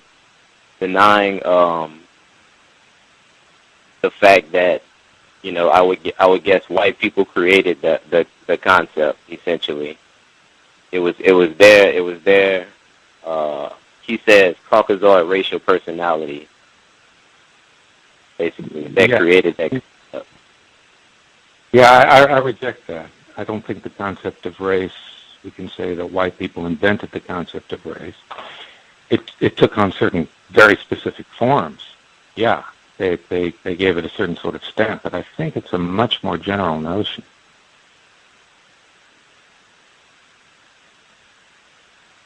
Okay, thank you. Context of white.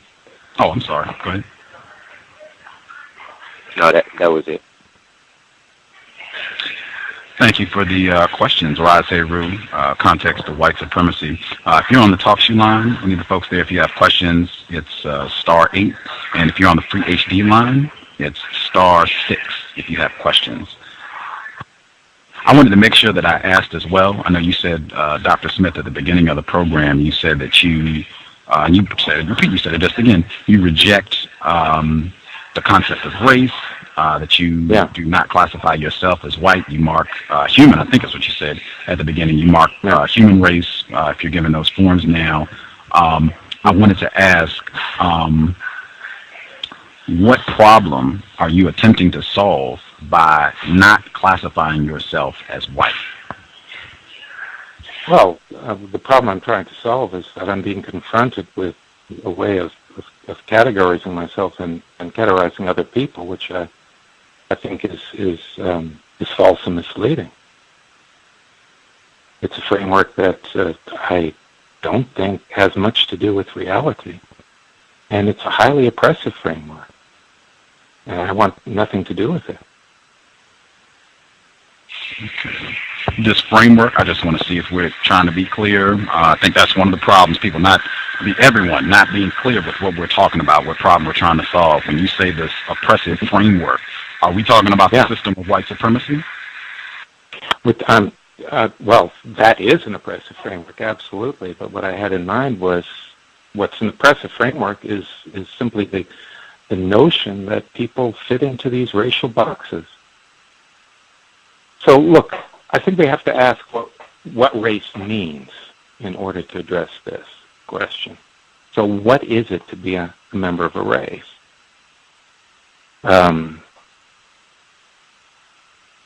Here's what I think people take it to mean, that there are different sorts of people who typically have a different appearance from one another. Not always, but typically. And this difference in appearance is supposed to reflect some deep down difference, fundamental difference, that sets these groups of people apart from one another. And I reject that.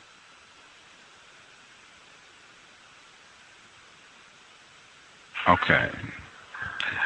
I'm repeating this back just to see if I'm clear. So you rejecting classifying yourself as a white person, even though you said that other individuals who say that they are white, they would accept you as a white man. You reject classifying yourself as white because you believe that these racial classifications are not accurate, and that claiming them strengthens them. It perpetuates something that is not true and is oppressive. Is that something like that? Yeah. Something like that. I guess, how will you classifying yourself as something other than white help to solve this problem? It's still, to me, it doesn't really seem very clear, because when I asked if you're trying to solve the system of white supremacy, you didn't say yes. You just said that is a system, an oppressive system. So to me, your response suggests that you not classifying yourself as white is not about solving ending racism. No, white supremacy. It's not. No. Okay. Actually, we can stop then if it's okay. Cool. I've seen that before, just pointing that out for listeners. Noel Ignatieff, he said the same thing, author of How the Irish Became White, that he is accepted as white. He gets all the privileges and benefits of being white that come at the expense of non-white people, but he doesn't classify himself as white. And I'll repeat what I said to him. I do not see anything constructive about that. In fact, I suspect that will simply confuse a lot of non-white people. I don't see how that contributes to ending white supremacy, and you're kind of affirming that by saying that that's not even what you're attempting to solve, by saying that you're not white. Okay. So Yep. Okay. No, I'm not trying.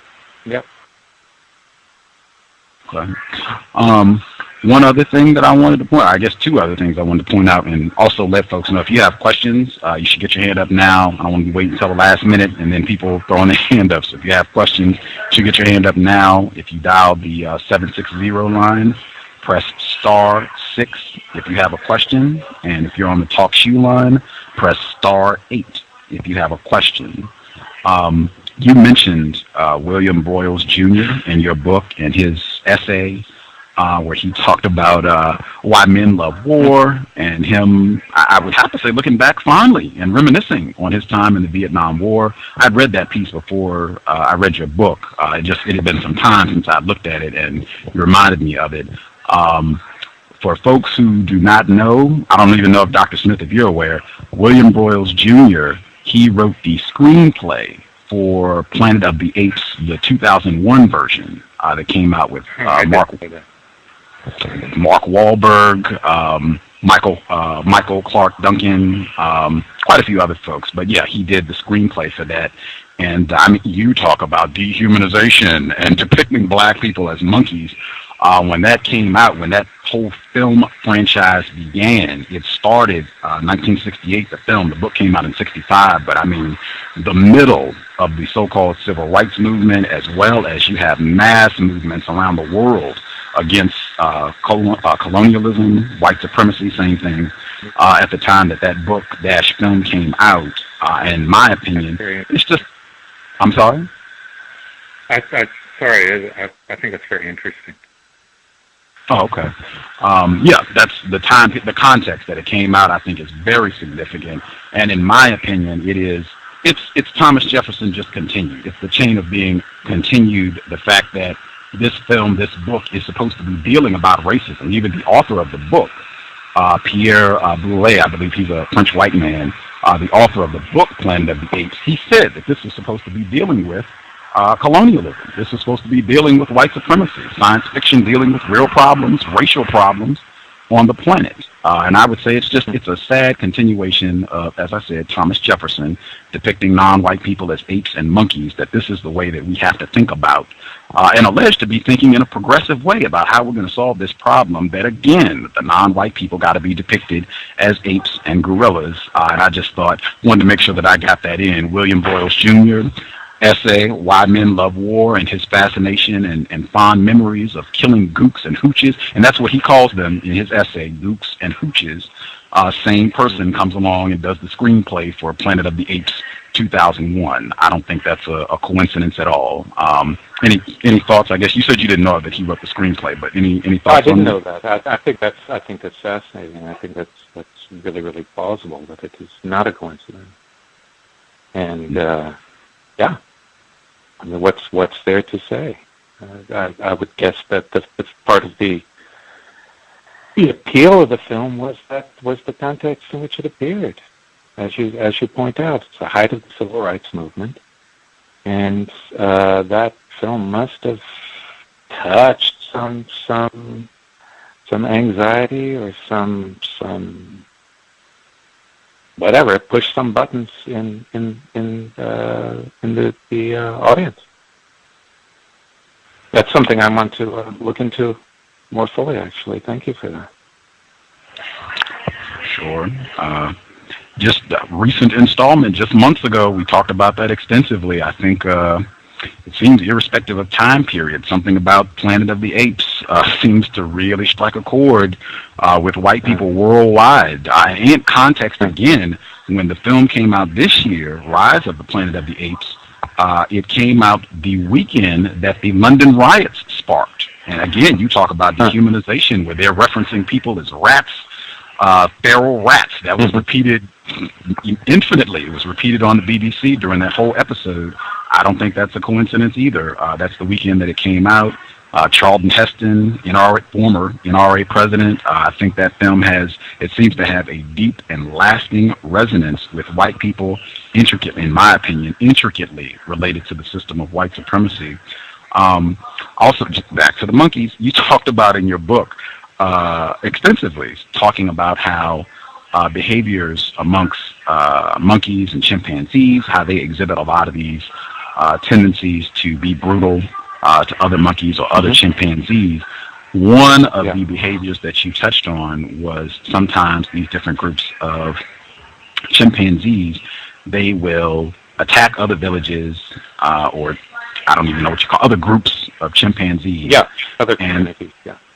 And they might beat up or kill savagely the males, but the females, if their sin isn't too different, they might assimilate them into the group and reproduce. And you even had some examples of different human groups exhibiting similar behaviors. They would go in, they would fight with this other tribe, kill off the males, and then they would take the females, childbearing age, rape them, and maybe they would give, after they've raped them, they would give the females, give them to one of the males in the group. This is going to be your new bride, one of the conquered females of these groups.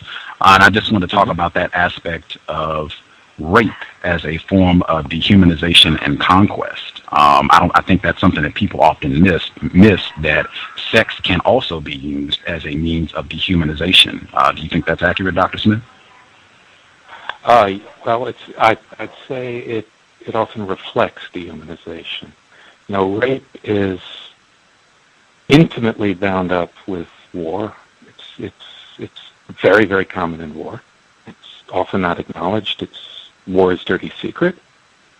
And it's also, of course, intimately bound up with the history of slavery from prehistoric times.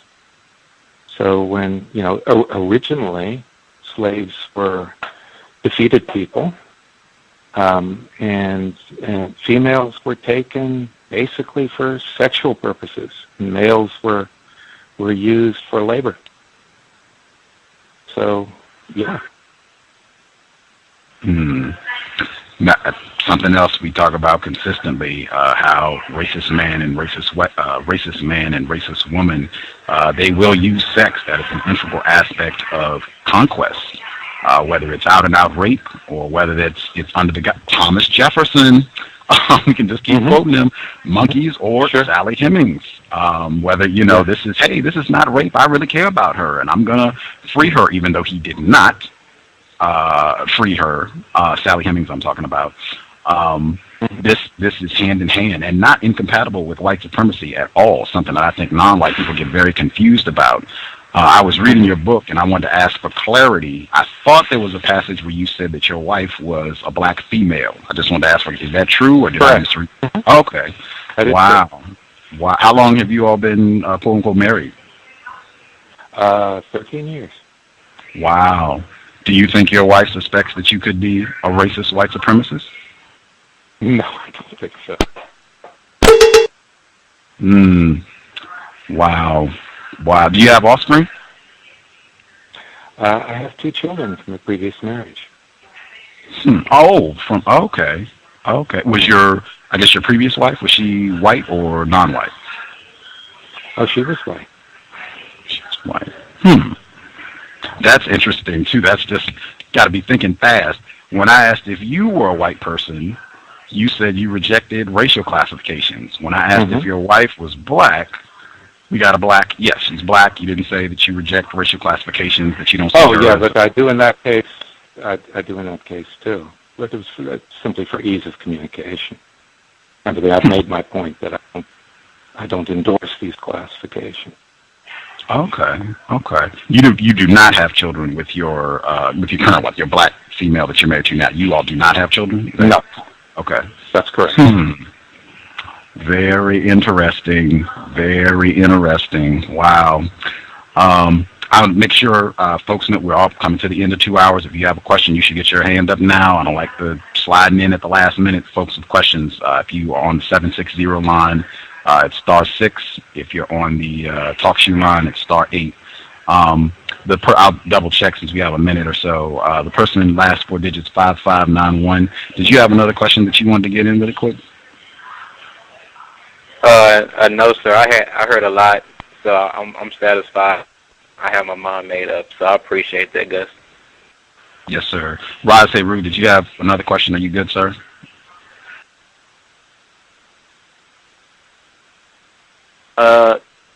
So that, I mean, the guest doesn't subscribe to racial classification. So, would he agree with the imbalance of power between people who classify themselves as white and people who they classify as not? Yes. That's okay, so you recognize that there's a imbalance of power. That's correct. Mm-hmm. Okay, so just to contrast that with like a student and a teacher, which is also a teacher's in a position of power in relation to the student. Would you agree that it is incorrect for that teacher and that student to be in a sexual relationship? I'm not sure about that. Not necessarily. So, I'm sorry. So, you don't think it's incorrect for a teacher and a student to be in a sexual relationship? Are we talking about 2 adults? No, sir. It would be a K through 12 school. Oh, yeah. No, of course it would be incorrect. Okay.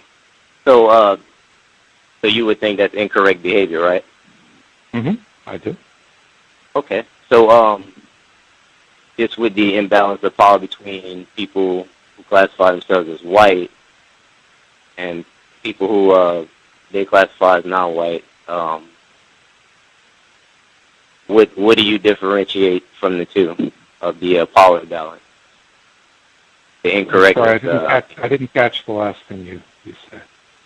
Well, if it's incorrect because of the power imbalance between like a student and a teacher, let's say a prison guard or a warden prisoner, or a boss and his employee. But let's take a boss and his employee. That would be incorrect for them to be in any type of relationship. Mm-hmm. So, could you tell me how you differentiate that being incorrect with a person who classifies themselves or doesn't classify themselves as white? Well, because the examples you gave are examples of exploitative, coercive relationships. Okay. Well, I would just say that given that the imbalance of power is acknowledged, and that non-white people are in a position that lacks power, basically an infantile state, that I would equate, white people having sex with non-white people to sort of an act of like molestation or pedophilia. So that's just my opinion. Not to be. Okay, yeah, I understand. But let's take another example. Let's take two people. Let's take two, what you would call black people or non-white people, who have a difference in income, right? So one has makes a lot of money. The other doesn't make a lot of money. The one who makes a lot of money is in a more powerful position than the one who doesn't make a lot of money. Would you agree with that? No, I wouldn't. If they're both non-white people, no, sir. If they're both non-white people, they're both victims of the system of white supremacy. That I think. Yeah, but that's not the only way that there can be power differentials. Surely. I mean, we all know, for instance, that class is a reality, isn't it? If you're poor, you have less power than someone who's wealthy. If you're born into certain sorts of privilege, you have more power than someone who isn't born into privilege. And there are all sorts of differences of privilege. So I would really disagree with you there. Well, I think that all those privileges are given to those victims by white people, and they can be just as easily taken away. That there's lots of examples of that with so-called, wealthy black people. But thank you for coming on the program. I don't know. Let's say that's the case. Still, you're saying, in saying that, you seem to be admitting that there are differences in privilege, irrespective of how people get them. There are differences in privilege, and if there are differences in privilege, surely there are differences in power. And those differences in power don't always map onto racial differences.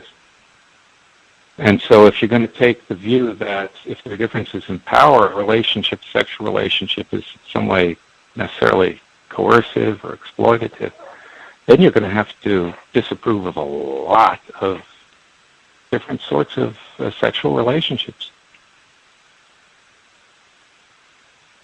Now, you might want to do that. I certainly don't.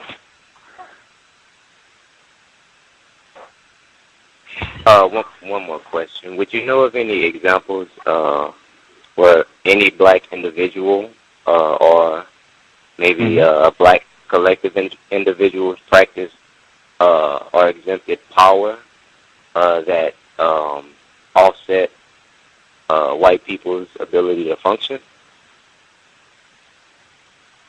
Ask me again. I'm sorry. The cell phone doesn't always pick up very well. Have you ever experienced or witnessed an example of black people or a black individual demonstrating power that offset the way that white people function in this society? What do you mean by offset? So asserting some kind of dominant that robs people of it, dehumanizing. Well, let me think. No, I can't think of any examples offhand. Certainly, I can think of examples of people behaving harshly or cruelly or destructively. I can't think of examples of dehumanization offhand. Thank you. Wow. Context of white supremacy. For people who are listening in, if you tuned in late, we did discuss what it means to be human. That was like very beginning of the program. What does it mean to be what is just the term? What does that mean? Dehumanization and human. What does it mean to be human? We discussed that at the beginning, and it popped up again the midpoint of the program. For folks who listen in, if you tuned in a little late, I just wanted to ask quickly: do you think the relationship between white people and non-white people collectively has been and continues to be one that could be best characterized as exploitative and coercive, with white people doing the exploitation and coercing? Yeah, collectively, I would say that's right. Yep, I would too. Context of White Supremacy. Thoroughly enjoyed it. I learned quite a bit. I hope folks listening in did as well. The book, again, I think it would be, I would assert this again, I think we need the book, Less Than Human, Why White People Demean, Enslave, and Exterminate Others, but maybe that will be coming soon. The book we discussed today, Less Than Human, Why We Demean, Enslave, and Exterminate Others, 2011 publication from Dr. David Livingstone Smith.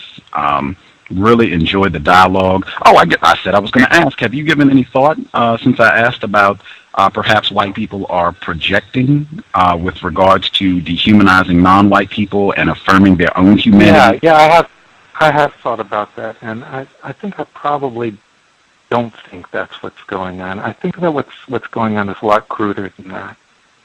A lot cruder? It's a lot cruder. It's about justifying violence and preventing guilt. Guilt about? Guilt about the horrors of history. Guilt about exploitation. I mean, we all know deep down that we're all the same kind of beings.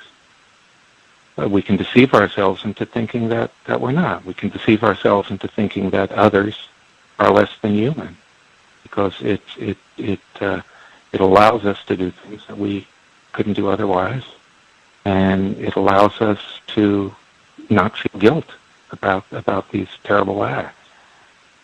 But deep down there's always bad conscience somewhere, because we know that that's not right. And so that's what I think goes on there. I think that's really the key to understanding dehumanization. Okay. I will ponder on that some more. I might even reread Twain's essay, Complexions, as I ponder on it some more. I'm going to have to read it for the first time.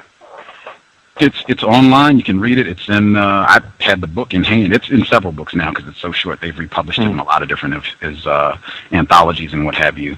But Complexions, that's the title of it. Mark Twain. Listeners, you should check that out as well. Thank you so much for sharing some of your time. I enjoyed reading the book and our dialogue this evening. I hope listeners found it constructive as well. We will be in touch. And thank you so much for sharing some of your time with us, Dr. Smith. Thank you so much. For sure. Good night to you and your listeners. For sure. Have a great evening. We'll be in touch, sir. Yeah. Bye-bye now. Good evening. Context of White Supremacy. Wow. I'll check phone lines if folks have any questions, comments, all that jazz. I'll check. We will take a quick commercial break and be right back. I'll make sure we get our news report. Yes, definitely make sure we get our news report in as well. We'll be right back after the commercial break. Context of White Supremacy. RacismDaily.com, your number one source for global news reports on race, racism, and overt actions of white supremacy. From Asia to the Americas, to Europe, to Australia, to Africa, racism is not a thing of the past, it is our current reality. Be informed, be globally informed. You should be the first to know. RacismDaily.com, RacismDaily.com, RacismDaily.com.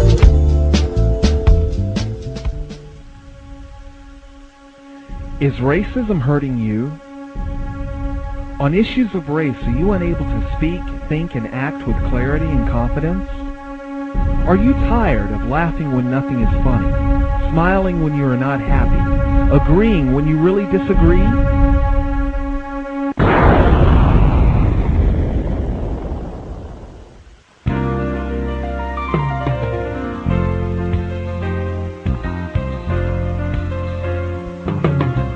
At counterracism.com, you can learn specific strategies and techniques to counter the behaviors of the people who practice racism in all areas of activity, using words correctly, following counter-racist logic, even counter-racist science projects designed to reveal what racism is, how it works, and how to counter it.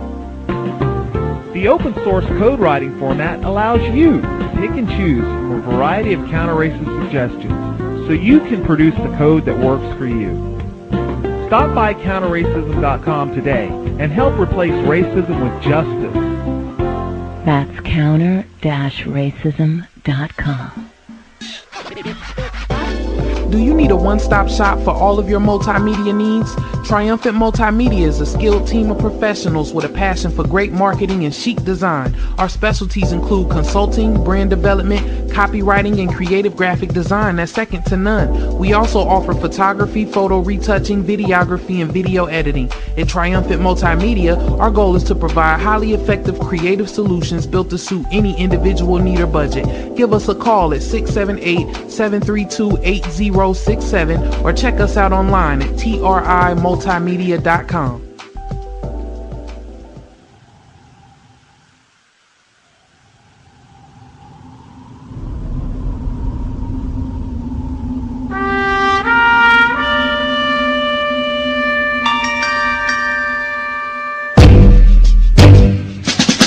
Hi everybody, welcome. This is Justice with the C.O.W.S radio program. If you want to learn about, understand, and counter racism, white supremacy, be sure not to miss a C.O.W.S episode. We keep them jammed packed with constructive information to sharpen your use of words to help eliminate the system of racism, white supremacy, ASAP. Also, for more information on racism, white supremacy, and to invest in my counter-racist efforts, please visit my blog, justdojusticetoday.blogspot.com.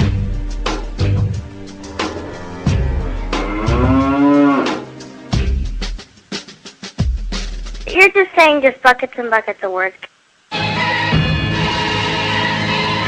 Yo, this is Wade, one half of the Black Twins. Now I want y'all to check something out. Our latest project, Double Consciousness, the mixed message. This will be dropping October 2nd, 2011, featuring various audio from Umar Abdullah Johnson and Dr. Kambong, just to name a few. You can download this at www.gagmusicroom.bandcamp.com and at stlouismixtapes.com. That's STLmixtapes.com. Replace white supremacy with justice now. This mixtape is only for victims of racism and white supremacy.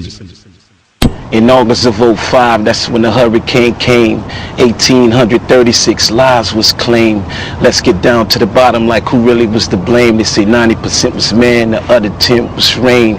We looking all around like this shit kind of strange, while the waters keep rising and it's no more rain. Fright gripping the hearts, people starting to panic. No food, no water, how we gonna manage? Just when I thought it couldn't get much worse, I was shot in cold blood by some racist vigilantes.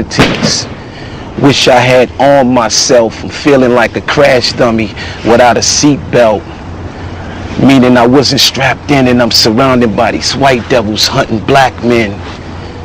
So a shotgun blast, I was lifted off my feet and I fell on my ass. My vision blurry, hearing shots all around, and the last thing I heard was that black nigga down. Now he's approaching with the gauge in his hand, trying to finish what he started, but God had a different plan. Through it all and with all of the frustration, never thought I'd be at gunpoint facing assassination by some bloody hands that was racist.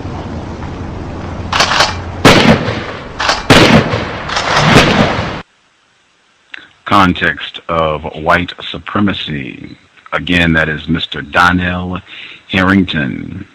Victim of racism, white supremacy, victim of Hurricane Katrina, victim of the breach in the levees in New Orleans, Louisiana. Again, that's from the documentary film, If God is Willing. and the creek don't rise. Spike Lee, 2010. I'm a big Spike Lee fan. He has a lot of films that I love. Bamboozled, obviously, I think we've referenced that before. I played sound clips from it on the program. Obviously, Malcolm X, Do the Right Thing. But in my humble opinion, Spike Lee really shines on his documentaries. I think he's done 4 of them. And I think they all relate. They do. All of them. They're all about racism. Jim Brown, All-American. When the Levees Broke. If God is Willing and the Creek Don't Rise. And 4 Little Girls. I think those are his 4 documentary films. They are all phenomenal. 4 Little Girls was nominated for an Academy Award, if that means anything to anybody.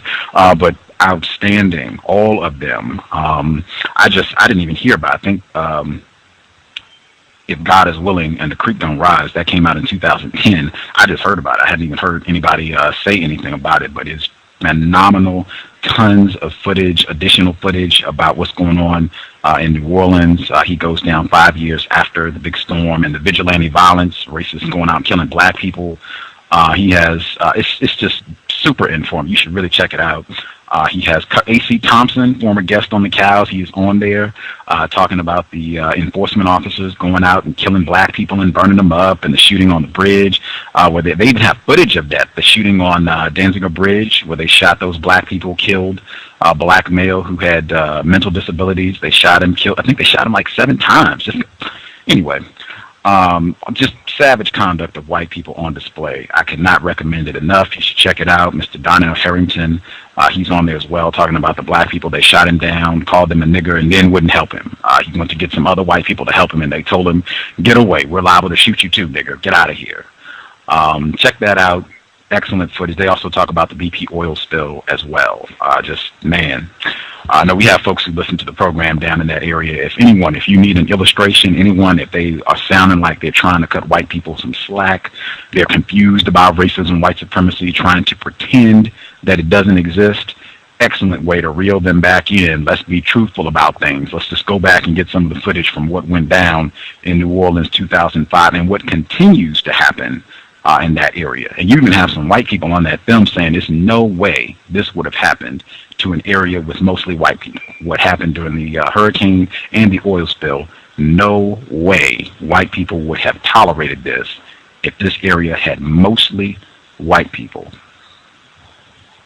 At any rate, I will read our quick news report for the program, and then I'll double check and see if anyone has questions or comments. I got this Balaka investor, listener, longtime listener to the Cows. He forwarded me this news piece earlier today. The title of it is Hollywood is chock full of pedophiles. This is on the Council of Conservative Citizens, their website. The title again, Hollywood is chock full of pedophiles. Another major former child actor comes forward. Little House on the Prairie. Talk about blatant racism, and it's disguised so that you empathize with the white people. Little House on the Prairie, all about white people taking land from non-white people, Native Americans, and then feeling threatened by them. Anyway, Little House on the Prairie star Allison Arngrim says child molestation is commonplace in Hollywood. If a spate of recent allegations proves true, Hollywood may have a hideous epidemic on its hands. The past 2 weeks have brought 3 separate reports of alleged child sexual abuse in the entertainment industry. Martin Weiss, a 47-year-old Hollywood manager who represented child actors, was charged in Los Angeles on December 1st with sexually abusing a former client. His accuser, who was under 12 years old during the time of the alleged abuse, reported to authorities that Weiss told him what they were doing was common practice in the entertainment industry, end quote. Weiss has pleaded not guilty. On November 21st, Fernando Rivas, 59, an award-winning composer for Sesame Street, my gosh, was arraigned on charges of coercing a child to, in quotes, engage in sexually explicit conduct in South Carolina. The Juilliard-trained composer was also charged with production and distribution of child pornography. I just want to make sure I repeat that. This gentleman, this suspected pedophile, an award-winning composer for Sesame Street. Registered sex offender Jason James Murphy, 35, worked as a casting agent in Hollywood for years before his past kidnapping and sexual abuse of a boy was revealed by the Los Angeles Times on November 17th. Murphy's credits include placing young actors in kid-friendly fare, F-A-R-E fare, like Bad News Bears, The School of Rock, Cheaper by the Dozen 2, and the forthcoming Three Stooges. Revelations of this sort come as no surprise to former child star Corey Feldman. Feldman, 40, himself a survivor of child sexual abuse, unflinchingly warned of the world of pedophiles who are drawn to the entertainment industry last August. I can tell you that the number one problem in Hollywood was and is and always will be pedophilia, in quotes. Feldman told ABC's Nightline that's the biggest problem for children in this industry. It's the biggest secret, in quotes. Pedophiles in government agencies, CDC exec charged with child molestation and bestiality.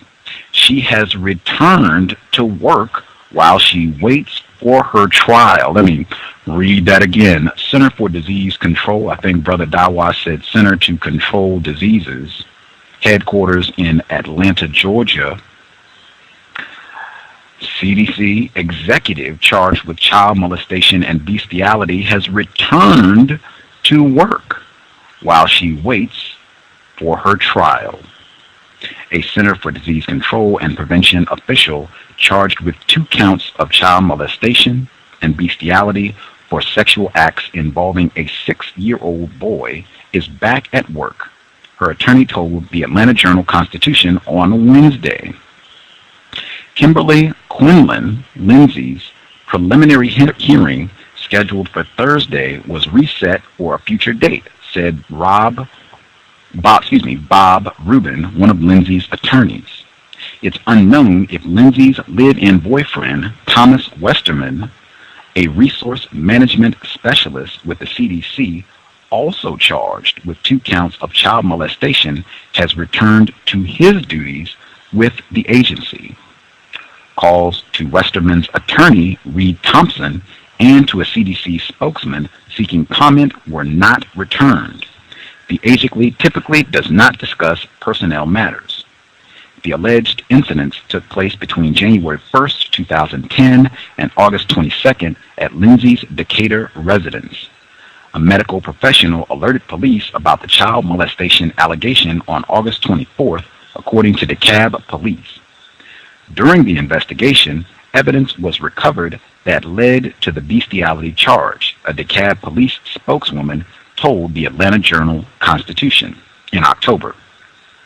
Lindsay, 44, is the Deputy Director for the Laboratory Science Policy and Practice Program Office at the Center for Disease Control, according to a biography on the agency's website. Prior to her current role, Lindsay was the Senior Health Scientist in the Office of Public Health Preparedness and Response.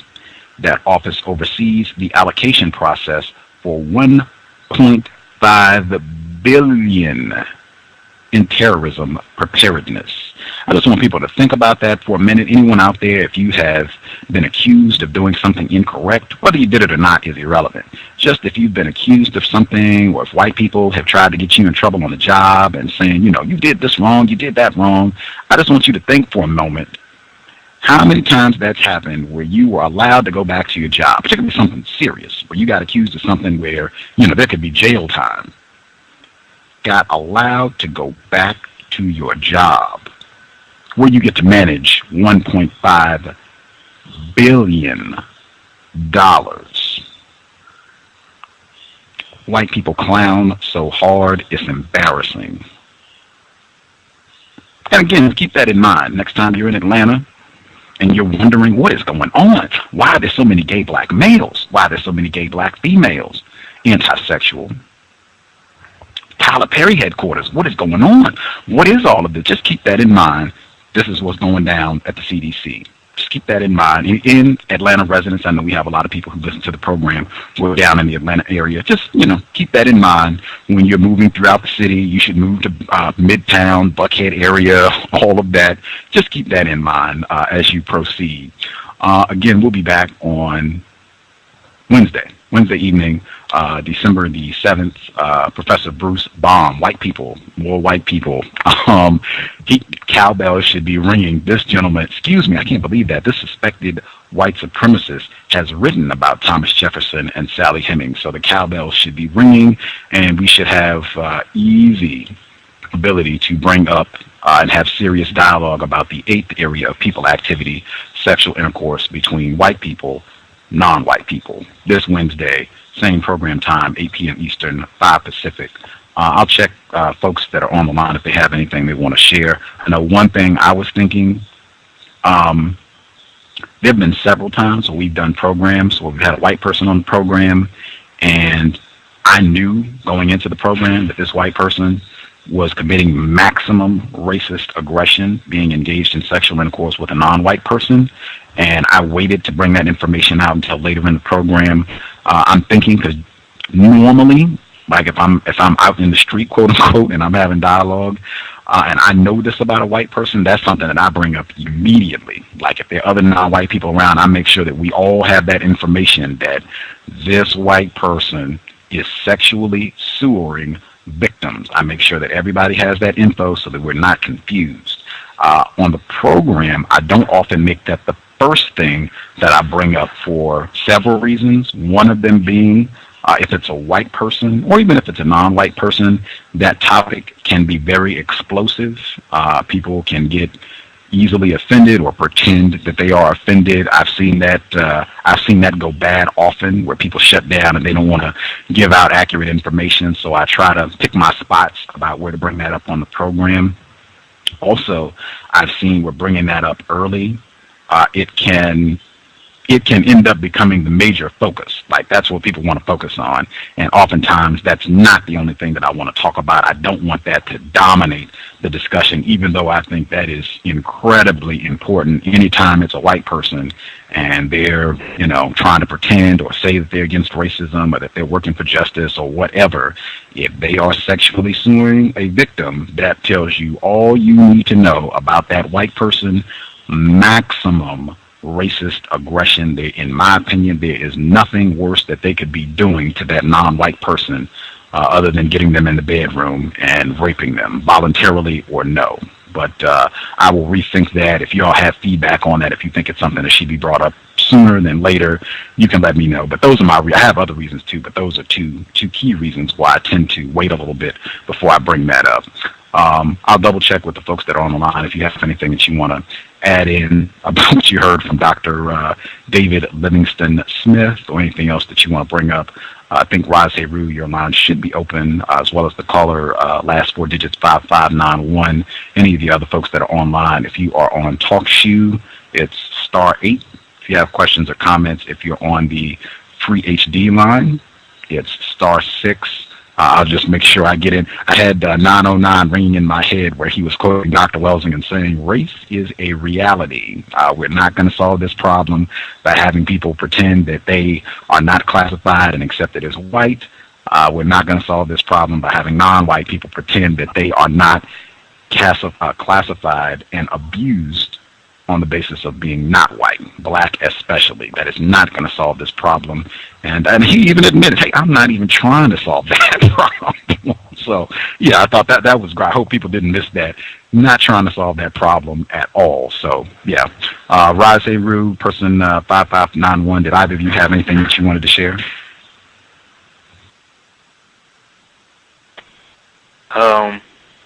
Not really.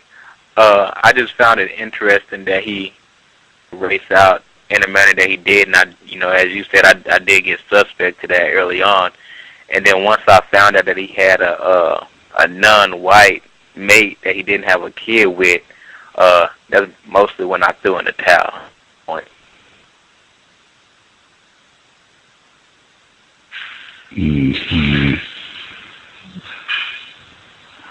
Yeah, I agree. I definitely wanted to ask him that, but it completely slipped my mind with the him denying the concept.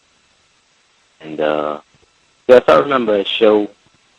It was a while back, where you said that you would play like maybe a little clip or an effect for listeners to ask that question. The question, have they been in the section before? Right, I think it might have been a column or something. It was a while back. You are correct. You are correct. That the programs where I don't want to ask that, yes, that was, I want to codify that, the programs where I don't want to ask, but I knew I was going to ask that question because it was in his book, so, yeah, I knew I was going to ask today, but yeah, I remember that, excellent memory. If it pops, since you brought it up again, if it pops up in the future, just to make sure that we're codified on that, it's the cow. If you hear the cow move, that's what that means, that you should make sure you ask, if it's a white person or a non-white person, have you ever been sexually involved with someone of the opposite racial classification? Because I do think that's very important. But yeah, I knew I was going to ask him today because it's in his book. Like, I felt like it should not have been, he shouldn't have been upset about that. It shouldn't have been cause for alarm because he put it in his book. So I feel like if you're open enough to put it in the book, it shouldn't be a problem me asking. Yeah, I knew that was, asterisk highlighted to make sure to get clarification on that today on the program. Yeah, I definitely think it's no coincidence that he's committing rape on a victim, and at the same time denying being white. That's no coincidence with me. And then and I mean, he just the cherry on top. He's not even doing it as a a way to counter white supremacy. So I mean, did he say why he was doing that? Saying that he's not white. That's what you mean? Yeah. He did. He gave an explanation. I think he said the first time that I asked, he said that it works against systems of oppression, and he said that he didn't believe that the concept of race was accurate, and that he didn't want to participate in something that's not true. He doesn't believe in those racial classifications. I'm paraphrasing, but I think that's the gist of what he said. And I asked him, my follow-up was, are you doing this? You're talking about systems of oppression. Do you mean the system of white supremacy? And he said, well, that is a system of oppression. And then he clarified and said, no, I'm not doing it to work against that system of oppression, white supremacy. And at that point, it's like, this is folly here. Like, thank you. That's all I need right there. Like, if you're willing to just come out and say that, no, I'm not working against white supremacy, well then, hey, me personally, I don't even need to pursue this, thank you. I had no further questions. I'm good. I don't care what you're doing. Really, in my opinion, you're just clowning. You are clowning and practicing racism, white supremacy, because in my opinion, it would easily confuse non-white people into thinking that, yeah, this guy's about justice. This guy he's working against racism. Didn't you just hear him? He said he's working against systems of oppression. I would just assume that's got to mean racism. He's talking about racism in his book. He's talking about slavery. He's talking about the Holocaust. He's got to be talking about racism, white supremacy. But he said very clearly, no, I'm not working against that. So, yeah, to me at that point, I just said, right on, thank you. White person has admitted, you've given me enough truth. We can move forward. Yeah, and I mean, it's what they do. I mean, I think there's been plenty of examples of that, demonstrated on the program where, white people, they'll put out information, that gravitates towards, would the a confused victim would, give them praise for, and I guess that's what they expect to be accompanied by on this program. But I think when they're faced with that, especially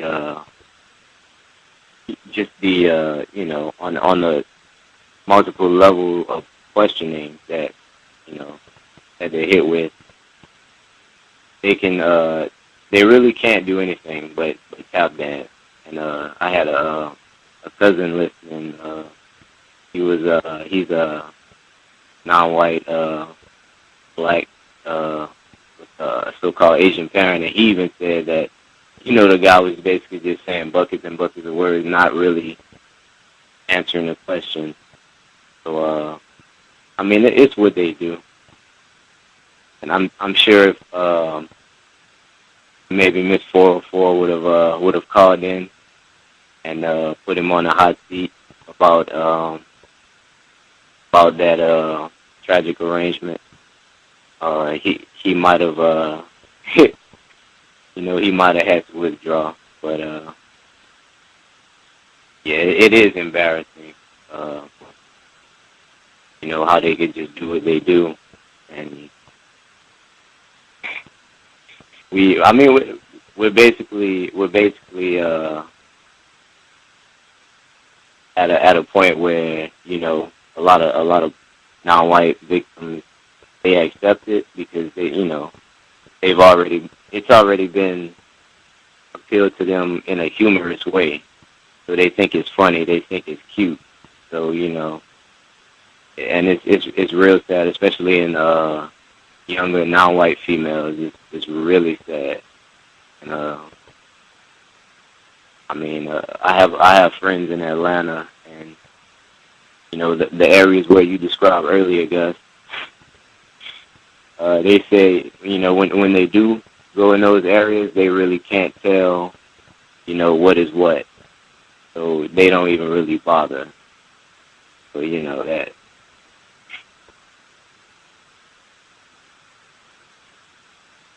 You talking about like gay, so-called homosexual, transsexuals. They can't tell who's a male, who's a female, or they couldn't tell if a female is a male. And it's of course non-white majority. But then you look at the political structure. Who's in charge is this white, female beast, partner of a beast, pedophile. This is like Gus says, who's in control of the money, the diseases. And it's no coincidence, I'm sure, that she does bestiality. I'm sure it's reflected all throughout the government structures, pretty much of every state. But it's what they do, and it's just all a matter of when we're gonna wake up to it. And I think this program, and definitely the past program, definitely keys. So you gotta get the word out. So do what you can, come at that level, and help replace white supremacy with justice. So, and invest.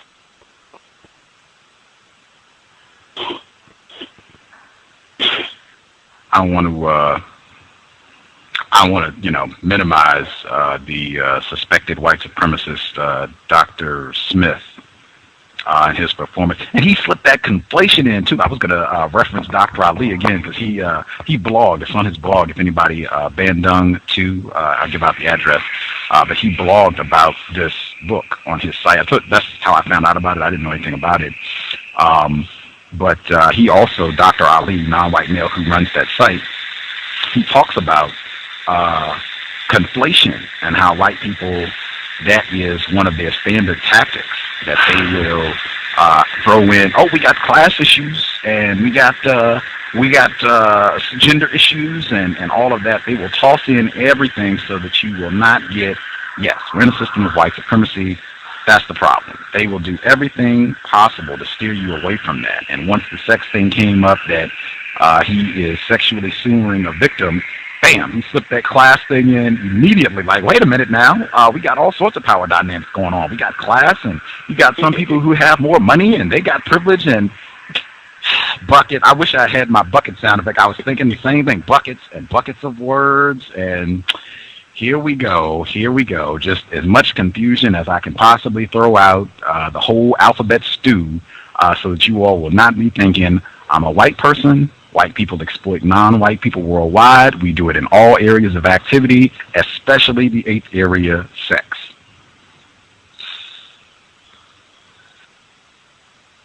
Yeah, the white code is very, very strong. I'm listening to this show, and especially when whites come on the show, it's very, very apparent that that level of behavior, or the way they thinking is just linked together is very, very similar. Like, I know we had a female caller that was on the show that wouldn't talk about her if she had been with people that was non-white. She didn't want to go into it, so I found that interesting that he would, but he still wanted to deny race being a factor, and I thought that very, very interesting.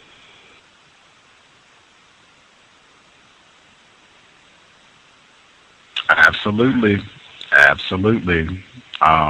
The website, if you want to check out Dr. Ali and his blog, the address is bandung2.blog.co.uk. I'll put it in the chat room for people who are at on the TalkShoe site, but it's bandung2.blog. Would you mind spelling that, Gus, please? Yes, sir. It is B as in black, A, N, D as in domination, U, N, G, the number 2, .blog.co.uk, and it's in the chat room. If you're on the TalkShoe site, it's in the chat room.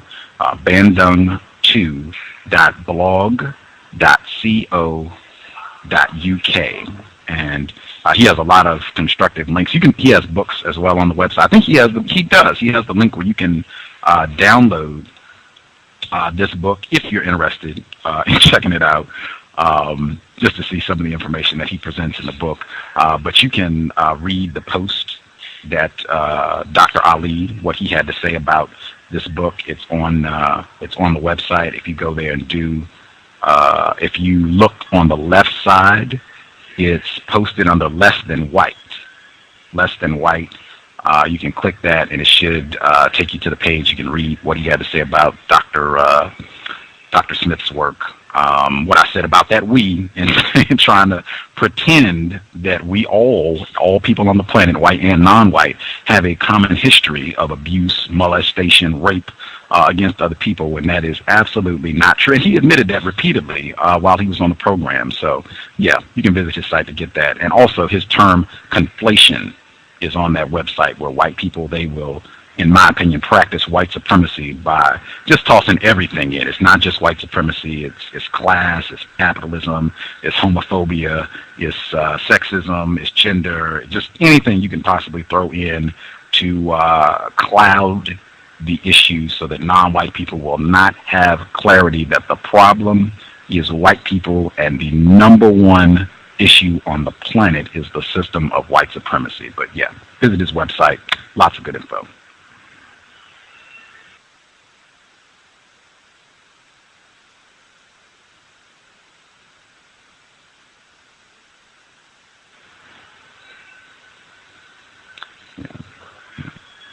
Yeah, I also want to make sure I get out just to hammer that home again, since Rod Seru brought that up about the just incredible amount of anti-sexual behavior, and not just anti-sexual, but contempt for gender. That stuck out to me when I lived in Atlanta, and I was very confused about white supremacy. But that contempt for gender, where you have males who do not behave in a masculine manner, females who do not behave in a feminine manner. I mean, it's just rampant in Atlanta. If you want to see it, I guess, full blast, go to Midtown. If you live there, or if you are visiting, if you're going to go there sometime soon, just go to Midtown. Go, and you can go any day. Go to Midtown, just look around, Buckhead area, just look around, see, observe what the black people are doing, especially if you want to go on a weekend and go to some clubs and just observe the behavior. What are they wearing? How are they talking? How are they functioning with one another? It is astounding. If you have some time to just check that out. But yeah, I cannot overemphasize that. Anyone, if you've ever been in trouble on your job, if white people have tried to accuse you of something, Lord help you, us. If it's a legal matter where, you got in trouble with the authorities and they're trying to come at you with some serious time and say you've broken some of their laws, I cannot imagine myself being charged with a crime and white people saying, in the meantime, you can come back to your job. Don't worry about it. Just come back and keep. I mean, that is crazy, particularly with those charges. All I can conclude is that apparently bestiality and child molestation is not that big a deal to the CDC. That's all I can conclude. They don't really view that as a problem.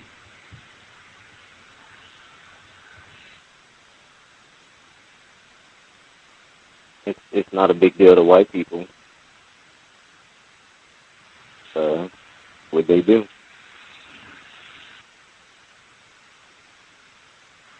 They love their dogs. The history of white people. I hope Dr. Painter gets some sales off of that, because I'm just going to keep repeating it, because it's true, it's succinct, and it's accurate. That is the history of white people. And that's why I think Brother Dawa said that yesterday. I hope more of these incidents continue to come out so that we will get an understanding, this is just how white people get down. Got it. We won't be surprised. We will expect this, and hopefully we will adjust our behavior accordingly. I hope that these sort of incidents, certainly the victims, it is tragic. It's terrible. I'm not sure about the racial classification of the victim. This white woman at the CDC, whether this 6-year-old boy was a non-white male or a white male, is terrible. It is one of the worst things that can happen to someone. I'm not making light of that, but this sort of thing is happening every day, and it's just not being reported.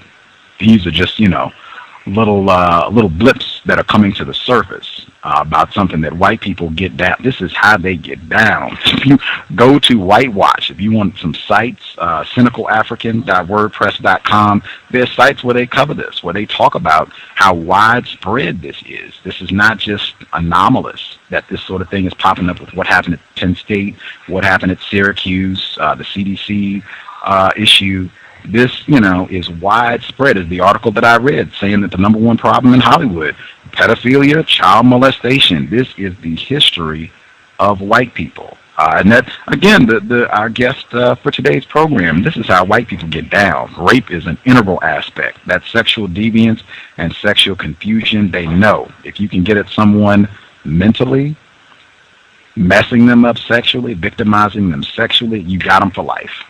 Many people, they do not recover any sort of sexual abuse and sexual molestation. That is the sort of thing that can easily traumatize you for life.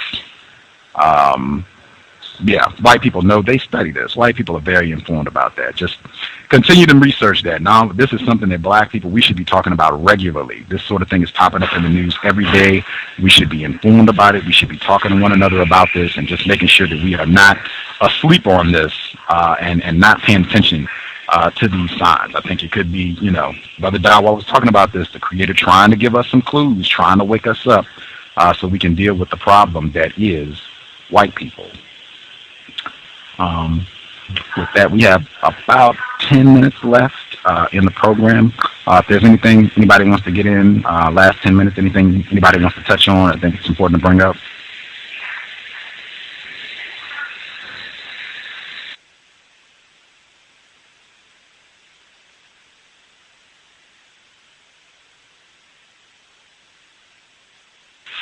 I would just like to know when the next show is for me. The next program should be Wednesday. White person. His name is Professor Bruce Baum, and Baum is B-A-U-M, Bruce Baum, white man. He has several books. The book I want to spend most of the time on is The Rise and Fall of the Caucasian Race. It's published in 2010, I believe. But he also has written, it's a chapter, it's in a book, it's an anthology. A lot of people contributed, but interestingly, he and a non-white female who has a white parent, they co-authored a piece on Thomas Jefferson, Sally Hemings, and it also includes Strom Thurmond, and he also raped a black female and produced a child. It also talks about that incident of sexually sewering, talks about these tragic arrangements. It's an interesting presentation, and trying to lay out that these are hey, this is not rape, that these can be beyond oppression and white supremacy. Really interesting premise that they Professor Baum and this victim that co-wrote the piece with him. But it talks about Sally Hemings, Thomas Jefferson, Strom Thurmond, a lot of the same things we talked about today. I want to talk about that as well as his book, The Rise and Fall of the Caucasian Race. But that'll be Wednesday, December 7th, same program time, 8 p.m. Eastern, 5 p.m. Pacific, Professor Bruce Baum. Yeah, sound interesting, definitely. Yeah, I always enjoy having white people on the program. I saw some of the people commenting. I think they are seeing the value of having white people on. Those are the people that I look forward to. I mean, regardless of whether they allege to be working against racism or not, I really they are the problem. I learn. I try to be sharper with words and getting information. Even that info about the those Son of Ham shows that were in the quote-unquote carnivals, fairs, at the turn of the 20th century. I'd never heard of that. But as Mr. Fuller, he always says that there are tons of those anecdotes, little things that, ways that white people have abused us for the past, who knows, hundreds of years. And just having black people just sit there and let me throw a baseball at your head for hours. We'll just pay money to come and throw baseballs at your head and laugh and just think this is the best way to spend our time and energy. That's what white supremacy produces. And they do this sort of thing still in different ways. That's why you have people in Afghanistan cutting fingers off of soldiers and what's going on with Sandusky at Penn State. That's what they're about every day, all day, worldwide. And white people know this better than anyone, including Dr. Smith, which is, it's laughable at points just to hear them using buckets of words to try to make excuses and pretend that it's something other than it is. They know what time it is. They know better than us, much better than us, which is why I always look forward to having them on the program. I know someone had commented about the program yesterday with Brother Dawa. They said that that they had a problem with the download. I will check it. I just saw that during this broadcast. I'll check it once this broadcast is over to make sure that the full program uploaded. It should be. I think that program went right to the 3-hour mark, but I will double check. If you have problems, anyone, if you attempted to listen to that program or you try to download it and the full broadcast isn't there, just let me know. It should be right at the 3-hour mark. If it's 2 hours or something short of 3 hours, you can shoot me an email or message me on Facebook, and I will make sure that it gets corrected.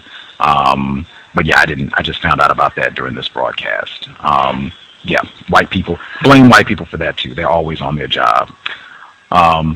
Thank you everyone for tuning in to the program.